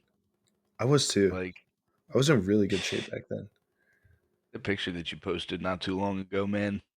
I think it was on Instagram or something like that. I almost didn't even recognize you. Oh, the one where the Ye- first pictures of me in high school. Yeah, you had to shape up a buzzed head and everything, and a t-shirt, looking all cool and shit. Yeah, that was one of my senior pictures uh, from high school, and I saw it, and I was like, man, like the journey I've been on to make it here. You look like such a bully back then, just from the way you looked. Like the typical bully. Yeah, literally. I don't think I was. If I ever was to anybody, I would definitely sit them down and apologize to them. Unless they're Me a too. nerd, of course. But just kidding. Um but I feel like I was generally friends with everybody, or willing to be friends with everybody. I've always been that way. I want to just know people, and I think it just boils down to like everyone has worth. even even the bad people in this world, like they have some sort of worth that you could gain from them. You know, all the bad people I've experienced, I've gained something from them. Yeah. So I'm not saying that's we should all be looking out for the bad people in this world. I'm just saying like Well, everyone's got no, worth. but like it's also like making the best of a situation. Bad people are going to exist. At least make an example of what not to be from them. You know what I'm saying? Yeah. It's the best way Yep. you can turn that, in my opinion. Yeah. It's funny when I like look back on like some of these things and like the people that I've met and I wonder about where they are now in life, like just curiosity wise, like where are these people at? I got this friend that calls me from high school. He calls me every now and then, and man, our lives are so much different than what we thought they were going to be when we were in high school. Like, and just as an example, like he's got a kid now and he's got a family and the things that I'm seeing him do are just nothing of what I had expected. And it's pretty crazy to look back on that because he was like, I'm going to be a business owner and all this stuff, and I was Mm, like, awesome, dude, and now he works at T-Mobile now, and like I say, he's got a family. I would have never expected him to like settle down. It's like just one of those types of people, and but he did. that's awesome. It's pretty wild, pretty crazy to see the change. Yeah. You know, I don't know if anybody expected me to join a service, but I went to college. I was wrestling in college. I had a, you know, I didn't enjoy it, so I changed it up, and I've been in the army for 10 years almost. So I Just don't think shy. it, huh? Yeah, just Just shy. shy, man. You got like what, 3 or 4 months to go? Yeah, and then yeah, Halfway. it's crazy, man. Like, do you talk to anybody from back in the day? One of my buddies. Uh ow. Yeah, my buddy Devin. He's one of those rare ones, one of those lucky people that you meet that are just good people. Fun to hang around, always entertaining, always looking out for you. Um and somebody that I could win a fucking $1 million and I could like leave it with him alone for like a month, come back and there wouldn't be a dollar missing. You know what I'm saying? Like Wow. you're one of those people too. I know it. Plus, if I had $1 million and I asked you to hold it, you're probably getting something anyway. But you know what I'm saying. I Um, mean, everybody wants something. of course, man. If But you handed me $1 million, I'd shit my pants. And that's not even honestly nowadays. Like that's not even a lot of money. I know. I would just I don't know. It's like a probably a nostalgic idea of like what $1 million looks like. So if you handed me $1 million, you're like, here's this credit card. It's got $1 million on it. Hold on to that for me. I first off, I'm gonna be stressed out, and you better pay me because the amount of stress that I'm gonna have to go through to keep that thing on a close eye watch. Yeah. Where's my card at? It's like a cat card. Yeah, seriously. Like text me out of the blue, like, "Hey, you still got my $1 million debit card?" Like, I'm immediately sweating. Immediately, like only certain things in my life can make me immediately sweat. But you tell me that, and I'm bullets. Like when you reach down into your little canteen pouch and your nods aren't there and you freak out for a and second, so you then rip your pack off and then they're in the side pouch, tied down like they should be, but dude, yes, yes. yeah. All right, nods check. Like immediate sweating bullets for no reason. I like No, touch I them. know. I'm still sweating. Like, are they I still know. here? I remember tying them down, but like once I hear that, I already got those butterflies in my stomach as my hands reach back to feel for it. Hey, squad leaders, you guys got an up? Like bullets. Someone lost something. I know it. Yeah. I Yep. know it. And it's not even like a a common occurrence that someone lost something. It's just the anxiety of someone possibly losing something. I'm scared. When I was in the 82nd, we had a sergeant that accidentally left his M4 by the porta shitter. No. Sergeant Major found it. Bro. Yo, that If you ever had a moment as a private where you realized that your sergeants could fuck up big time too, that was one of them. at this moment I he knew he he fucked up. fucked Like up. Yo. Like he was a good dude, but like I also kind of felt happy that it happened because I know that like they're human too now. You know what I'm yeah. saying? Yeah, that's we had one of the guys when I first got to Alaska. There was a guy there that he was just one of the OGs of when I first arrived, uh, Gotcha. and he became a sergeant, and he was kind of a dick, dude. He was just kind of a dick, and so I didn't really enjoy his presence all the time. He wasn't a terrible leader, Yeah. um, and he left his weapon um, at like on a certain um, at a gunpoint, and and then we moved, and he was like, "Oh shit, I got to go back for it." And when he Fuck. said that, our platoon sergeant heard him, Oh and then fuck. yeah, and he was like, What do you have to go back for?" And he's like, my canteen." And Oh he's my like looking at his god. canteen, and he's like, "Your canteen's right there." And he's like, "My other canteen." Oh my god.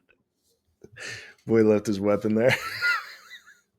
Did the platoon sergeant find out? He found out, dude. And he was like, "Go get it. We're gonna handle this later." Oh And my god.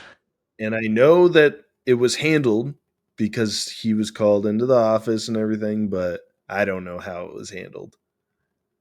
I mean, I could only imagine, but Yeah.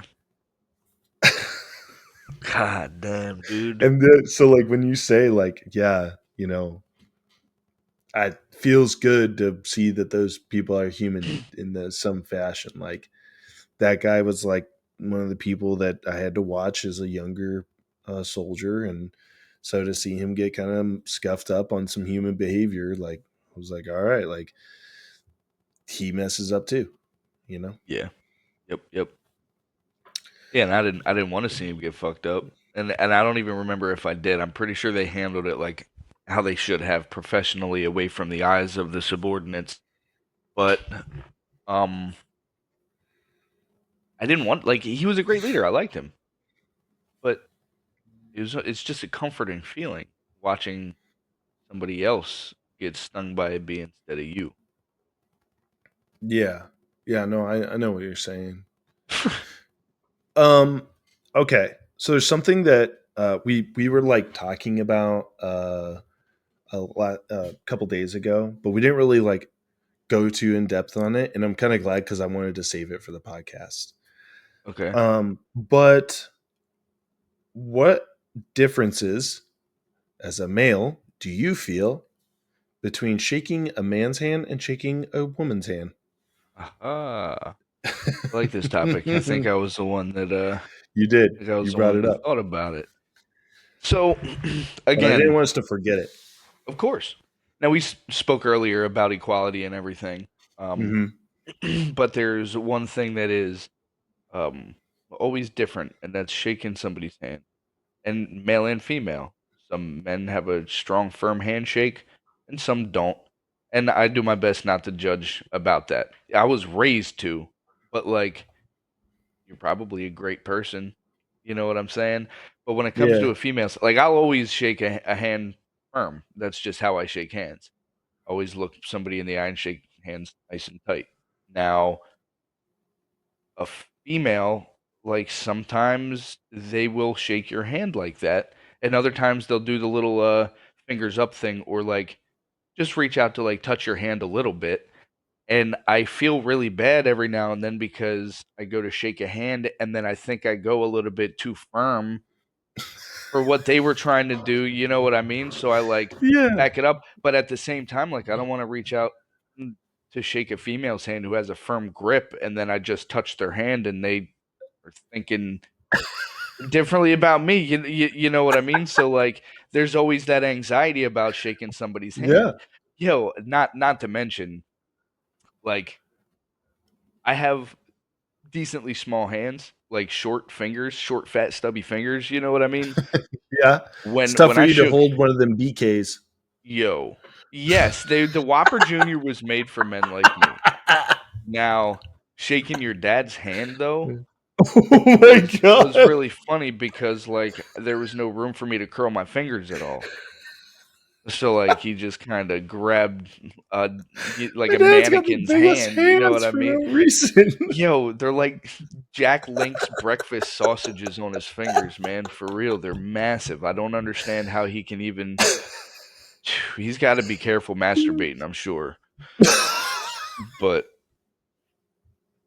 yeah, but Oh like so, man. I I always want to be respectful. I don't want to grip up your hand.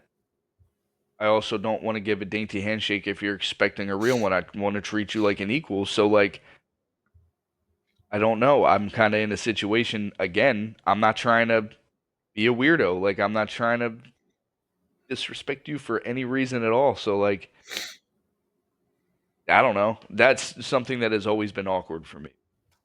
Yeah, I can attest to that. Like, you just don't know when you're walking up to somebody, and I've just taught the same thing. Like when you shake someone's hand, like you shake them, you give a good firm handshake. Like you don't crush their soul. You Yeah. just show them like, hey, I mean business. Like this is who I am. Like I'm not, and I guess like back in the day, maybe it was a sign of like weakness. Like if you didn't shake the person's hand correctly, sign of weakness, right? And you don't shake with your left hand. You always shake with your right hand, unless there's no other way to shake with your right hand. That was just Yeah. something I learned. And so, like there's times where I shake a woman's hand, and it's not what I was expecting in a shake. And so what I've started doing is like I'll go in for the handshake, and I don't really grasp until they grasp, so I know what kind of handshake this is. And it happens with men too nowadays. Like a lot of men, they shake your hand, and it's a may not be what you were expecting. So you got to be kind of like, go in there and just crush someone's soul. Grabbing a They're gonna be like, flaccid weed. "Geez, like chill out." And so yeah, I mean, I definitely there have been times where like I feel like sometimes, and this is just me, that when a woman now gives you like the fingers up kind of handshake, it's like it feels like they don't really want to shake your hand, or like they don't really want to engage with you. That's what it feels like nowadays compared to uh, back then, or what you see on TV and stuff. Hmm. I don't really know. That's just my experience with it. I think I'm just gonna switch to a fist bump, so I have to avoid that. Everybody It's loves actually their a really fist good bump. idea. I feel Walking like the into an fist bump interview, is judgy though. fist bump. Like people judge you when you fist bump. Like you're Yeah, they like, do. they're like, oh, you're one of those. Judge you for your handshake too. That's true. But I I feel like I guess have it's a good different. I know what you handshake. mean. Yeah. I don't have a good fist bump. I'm not like Yeah, a fist because you're bumper. well, yeah, because when you fist bump somebody, it's like a bus tapping like a smart car or some shit. You got some big hands too, man. You're a big dude. I will never reach my dad's level of hands though. It's just I just that remember hearing the sound of that hand smacking one of our soldiers in the face when we were able to do that one time. they wouldn't Jesus. survive. That's what, dude. If my dad went into a slap contest, I think he Oh would win by the sheer God. volume of hand that he possesses. Just crack people's skulls open-handed slapping them. Yes. Like his hand is like my bicep. I know it's nuts, dude. Like he curls his fingers and they flex. Oh my god. And you know what's even better about that is like I told people like, look, I don't care what you think, but no one has hands bigger than my dad's hands. And when I think back in my past, I could see him doing like very fine, like making little knots with like little threads and stuff like that. And I'm like, how did you do that? Well, how did you Yeah. do that with those big hands? And so when I would tell people like, you don't understand, like this man has humongous hands, Yeah. and you won't believe it until you see them. And now I'm happy you know now It's nuts, that that hand spanked me at one time. bro. Like, No wonder you're big as fuck, man. Your body had to adapt to being battered by a fucking wrecking ball.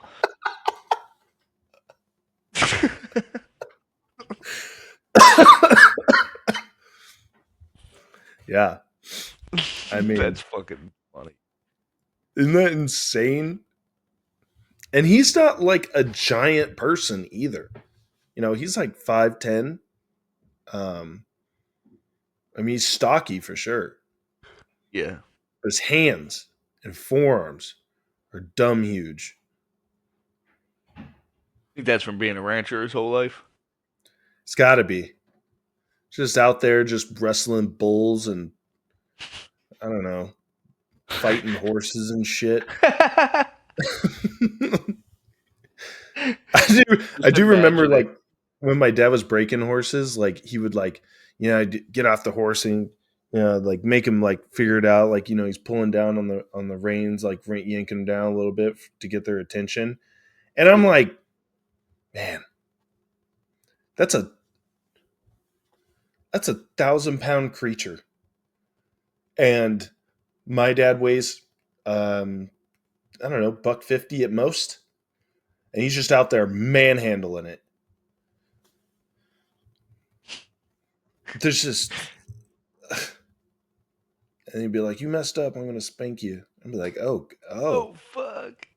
like I you just just, watched a horse try to back kick him and he stopped it with his hand.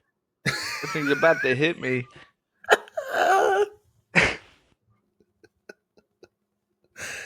yeah, man, that dude's hard. I believe it. Like, I don't. There were some things that we did, and I was just kind of being a little bitch about it and wasn't getting the work done, the right ability. But like when I think back about my dad, like that dude is hard. Like, do not fuck with him. I could not imagine if I had like ever gotten in a fight with my father, he would beat my ass. And I am much bigger than him. Yeah. All I'm thinking about is he probably just has to connect me one time and I'm out. I'm done. I'm Yeah. finished. I mean, you're talking about a wrecking ball fist. It's lucky too because somebody like me, man, I gotta be accurate. I gotta hit that spot on your chin. You know what I mean? Yeah. But him, he can Yeah. just like crack you in the eyelid and you're Oh, yeah, and your whole skull blows apart. done. Yeah. Leave And you that looking dude, like he a would pug. just get up on a horse and he just manhandle a horse around. He's like, just gotta tell it where you want it to go, Trent. And I'm like, that's what I'll do. I'll just speak horse real quick. That's just how I felt like at the time. I didn't know what he was saying. He's just like, gotta tell it where you want it to go, like, stop me, a little bitch. Like, Standing there, go that way. yeah. And like, I remember, my dad used to drink a lot. So we would be out like cutting wood or something like that. And, I don't know. I was always like, obviously, like my dad's a big guy, so like I'm not trying to talk back to that bear. Yeah. So he'd be like, hey, what do you want me to put a dress on you or something? Get over there and pick up more pieces of wood. Jeez. It's just like I'm getting pissed. Fucking. how about you shut up? Like, I'm doing this as fast as I can, And stop being a little bitch. There's this audio on Instagram from last Friday or whatever, when Debo's like, "Stop being a bitch, come on!" Okay. Oh.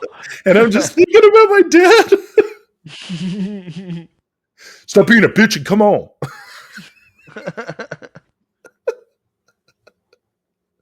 This is like just fully encompasses what my dad would be like. All right, I'm coming. I know. You guys ever see that Ludacris video? And the song is called "Move, Bitch, Get Out the Way." He's got Yeah. those massive hands. That's what your dad looks like. Literally, like not too far off. Too. You think I'm exaggerating until you meet this motherfucker, and he just grips up your whole forearm like the Hulk or some shit. You just can't. Like, even when he pats me on the back, it feels like a bull hit me from behind. Like, good job, Trent. Really proud of you. Knocks the wind out of me. Thanks. Feels like you just fell flat on your back from 6 feet in the air. He used to thump me on the head when I would mess up. I God. remember we were fucking around in the store one time, and with my friend Robert, and one of us spilled. I can't remember who, but could have been me, but whatever. Anyway, one of us spilt this fucking jar of pickles, and it blew up on the ground. And my dad was like, "What are you guys doing?" And I was like, "Oh, we're playing tag, and this happened." And he goes and gets a lady, and he's like, "Sorry, they made the mess. We'll pay for it." Blah blah. And he walks up right next to me and thumped me on the head. Oh, dude! Whenever he would thump me on the head, it was like a multiple major concussion. instant head trauma. Like, neither, not really, but I would learn my lesson, because man, it would hurt. Like, I believe it. when the finger of God hits you in the forehead, like, it's pretty understandable what you should do. Yes. Yeah, I don't know. He was blessed with the biggest hands on the planet. He wears a size 20. I just asked him this the other day. He wears like a size 24 ring or something like that. That's insane. I wear a size 13 ring. My finger is literally half the size of his in circumference. I have big hands. Yes. That's crazy. Yeah, that's nuts. This is nuts. You say 36? No. Like 23 to 26 size fingers. Look up what a size 26 finger looks like. Are you looking that up right now? Dude, yeah. That's my dad's fingers. All of them. It's unfathomable. It's not even on these charts. Yeah. Like, I don't think I've ever seen. So, I've gotten sized for rings, for my marriage and whatnot. And I don't think they have a hole that big.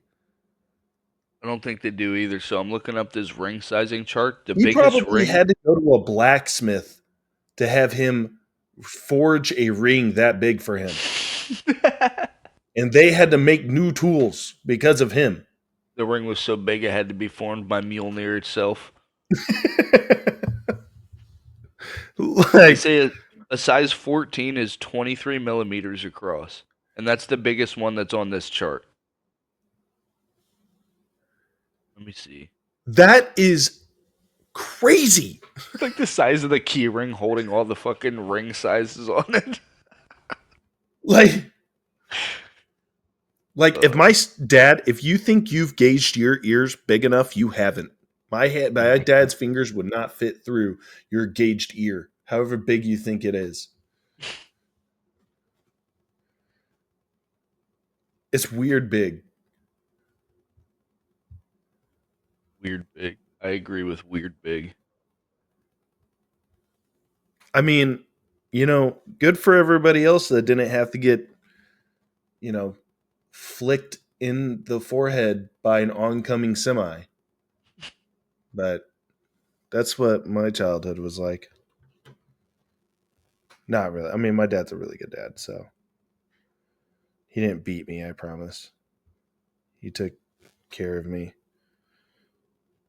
when he wasn't flicking me in the forehead.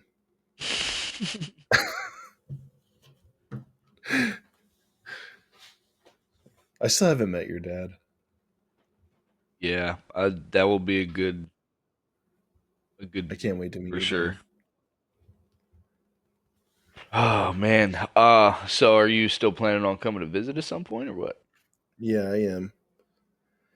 I just got to get through what I'm doing up here, Of course. but No I'm gonna rush. try to because I knew I was trying to figure out some time during the summer, but it might not be till late summer if I can because in June, um, I'm going I'm going back to Colorado for Rylan and Alyssa's birthdays. Oh, nice.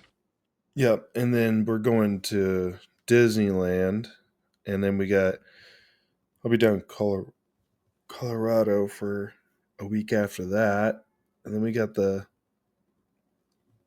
fair up here, and and then I'm coaching one of my wrestlers at nationals, and then I don't know if anything's happening in August. Hopefully not, because I know I got a golf tournament, but that's about it.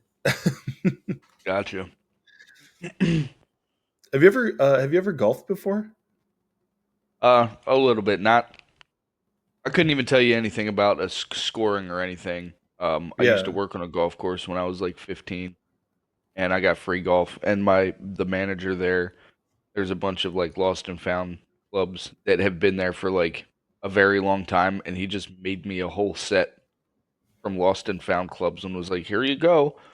So I could go there anytime. Like I had the combination of the carts, like I put them away. So even when they were closed, like I could just go there, unlock the shit, and go hit balls around, and it was fun. But I've never actually like kept score or anything like that. Do you like it? Yeah, it's fun. It's relaxing. Yeah. I started golfing. Let's see, 2 years ago. This will be my third summer golfing, so I haven't been golfing, much in my life. Yeah, But and I do get mad on the golf course. But the idea of golfing to me and like going out there and just spending a day hitting the ball is really fun and relaxing to me. for sure. I like Are the you driving range too, but like I would have to prep for that because last time I was at a driving range, I was hitting balls around, but then by the end of it, I felt like I broke my middle finger.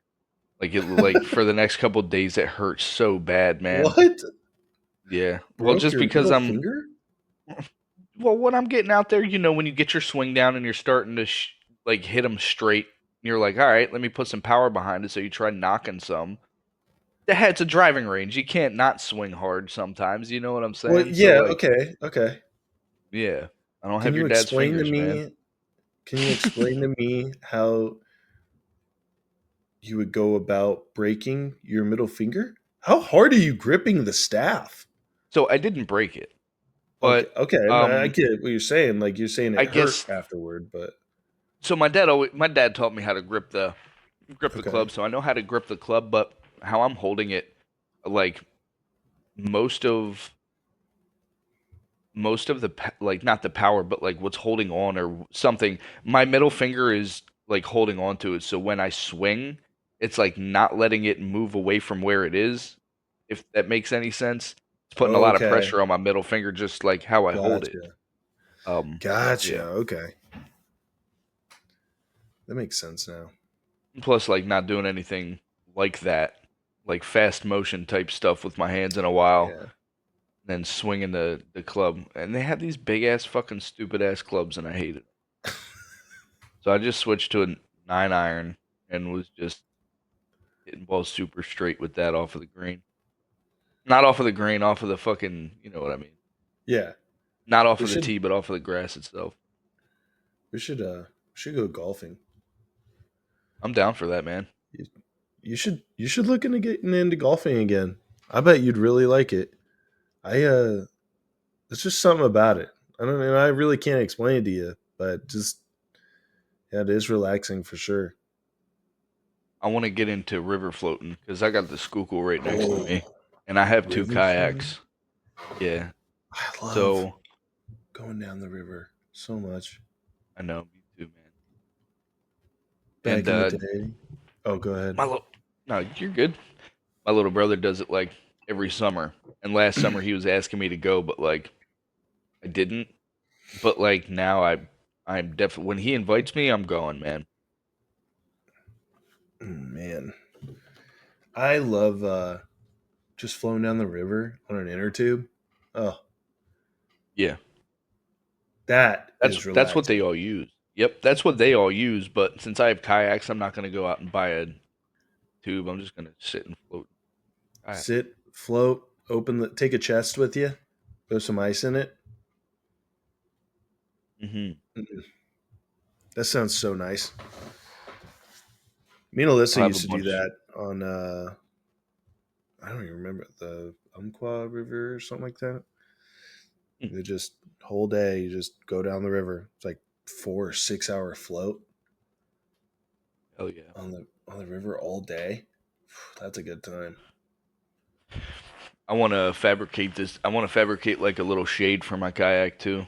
Uh, Oh, it's like, bro, once you're like out, so I would take it to this lake. It was like a 1,300-acre lake that was by my house in Hanover, mhm. Pennsylvania. I used to take it out there, and it would be really fun. But middle of the summer, with the sun beating down on you and it's reflecting off the water and everything, Oh, like you're getting shit just gets burnt. really hot, man. And Uh like I huh. wouldn't burn Oh, really? at a certain point. Like I'll burn like once a summer, and then after that, I could go to the beach out in Oh, the okay. sun I see all what day, you're and I saying. won't I see I what won't you're burn saying. again. Yeah, yeah. Um, but like it would just be so fucking hot. I'd be like grabbing water and putting it all over me and stuff. You know what I'm saying? I But know like a exactly what river, you're saying. and plus like if you got to go somewhere, it takes so much effort to fucking paddle you to go somewhere, and it ends up turning Yeah, it more from leisure to a workout. But on a river, you could just sit there and do nothing. I feel like there's a lot of wind on the river too, like nice cool breezes on the river. Oh yeah, If you're nice ever channel like for the breeze to follow. you're ever stressed out in the summer and you need like you get a day off, go floating down a river, dude. I mean, that'll change your whole life. Yeah,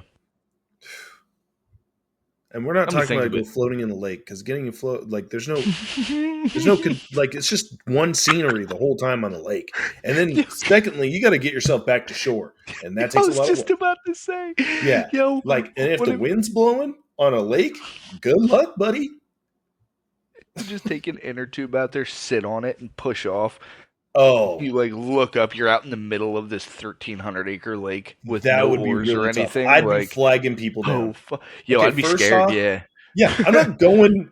I don't want to go out into the middle of a lake on an inner tube. yeah, no I'm way. okay in a boat. I'm okay in a boat. I can do a boat. I can do a kayak even. Maybe. I don't know. Kayak's But good. I hate the idea of being surrounded by water like that and being in it that Gotcha. deep. Yeah, because you can't That see that under you. yeah, that shit fucks me up. What I Don't like catch about me. lakes though is they're so deep that like the sun doesn't hit all of the water. So when you're floating in it, like down to like your belly button's warm water, but then below that's like ice cold. You know what I'm saying? Yeah, yeah.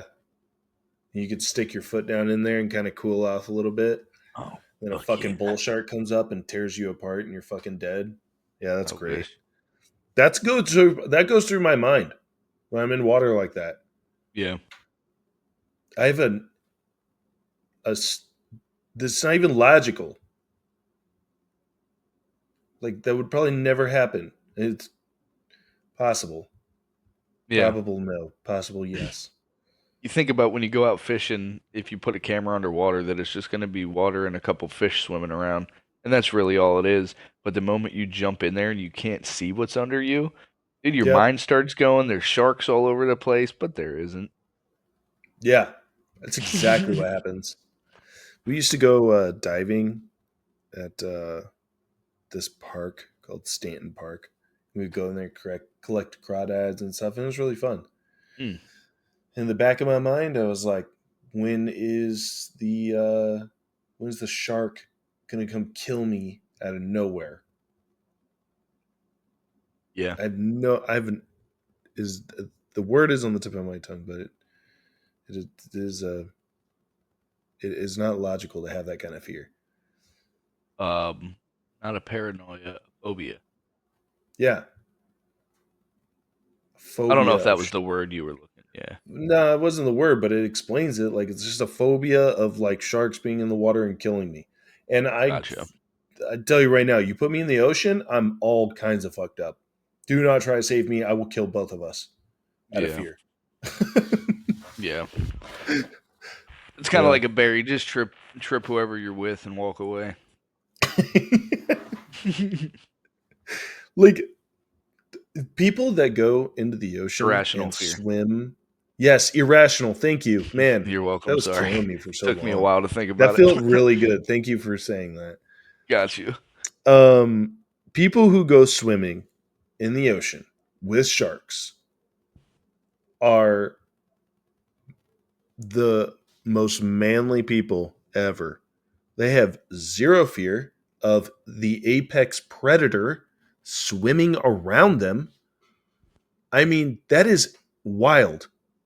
I think that's more along the lines of stupid, if you ask me, because that predator could shred you at any time, and there's nothing that you could do about it. So putting yourself in the situation, thinking you're manly, what happens when he bites you, man? You're not so manly anymore. Then you're just a bunch That's of fair. shredded meat.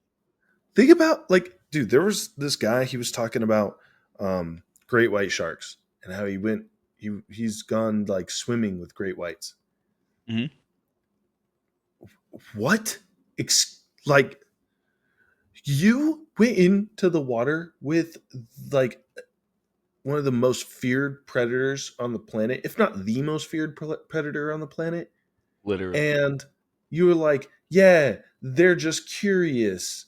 They're just curious with their teeth." That's just like, I'm sorry, you can't convince me that this ginormous creature that swims in the water 8,000 times faster than you, better and smarter in the ocean than you are, is just curious about how your body pulls apart. Yeah. You can't convince me that he's just curious. No, that thing wants to rip you to shreds and it's just calculating how it's going to do that. Yep. And then they were talking about how they were tracking this one shark and it dove like it. So it was swimming and it was cool. And then it went off course from its normal course. And then it dove to a depth of like, I don't know, like crazy, way, way, way farther than any shark would ever go. And they were like, something had to have ate it. And I was like, something had to have ate it. So now there's way more scarier shit down there than just the predator of a great white. And they were talking about, you know, octopuses and whatnot, you know, the giant squids and whatnot. I'm like, yep, I will go on a boat, but the minute the boat starts sinking, I am freaking out. I've lost all cool and composure. I cannot sit here and safely say that everyone would be safe on that boat. Like, I am Just freaking out. revert to your natural state and start beating people like gorillas. We just revert back to chimpanzees and start losing our minds. Fuck, that's before we knew how to swim. Yeah, dude. Nah, I'm just not okay in deep water. And again, I can be floating down the river in a tube and be totally fine. I can be on a kayak or something like that in a river, or I mean, in a lake can be totally fine. But the minute my feet are in the water and I'm dangling, I just feel like I'm just giving like lollipops to the predators below me. Yeah, That's what I think about. So I'm literally. like, Like they're my little tootsies down there, yeah, there's just little this dum great dums. white shark's gonna come up and just chomp both of them off. He's gonna be like, it's just a Both regular of your day two for toes. me. And I'm gonna be a legless man from now on because I didn't heed my own fear of the ocean and dangled my feet off the boat for no reason to get over my fear, and this great white shark bit both my legs off. Yeah, but at least you'd be really good at shooting arrows What? because you'd be Legolas.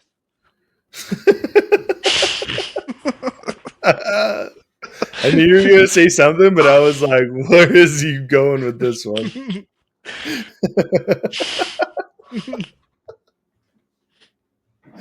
Oh shit. All right. Well, I think that's a wrap, buddy. Yeah, it was good talking to you. If anybody hung on for this long, thank I you don't think it for. was very good talking, but Yeah, but thank you for joining us anyway. If you can, yeah, thanks. don't watch our podcast anymore.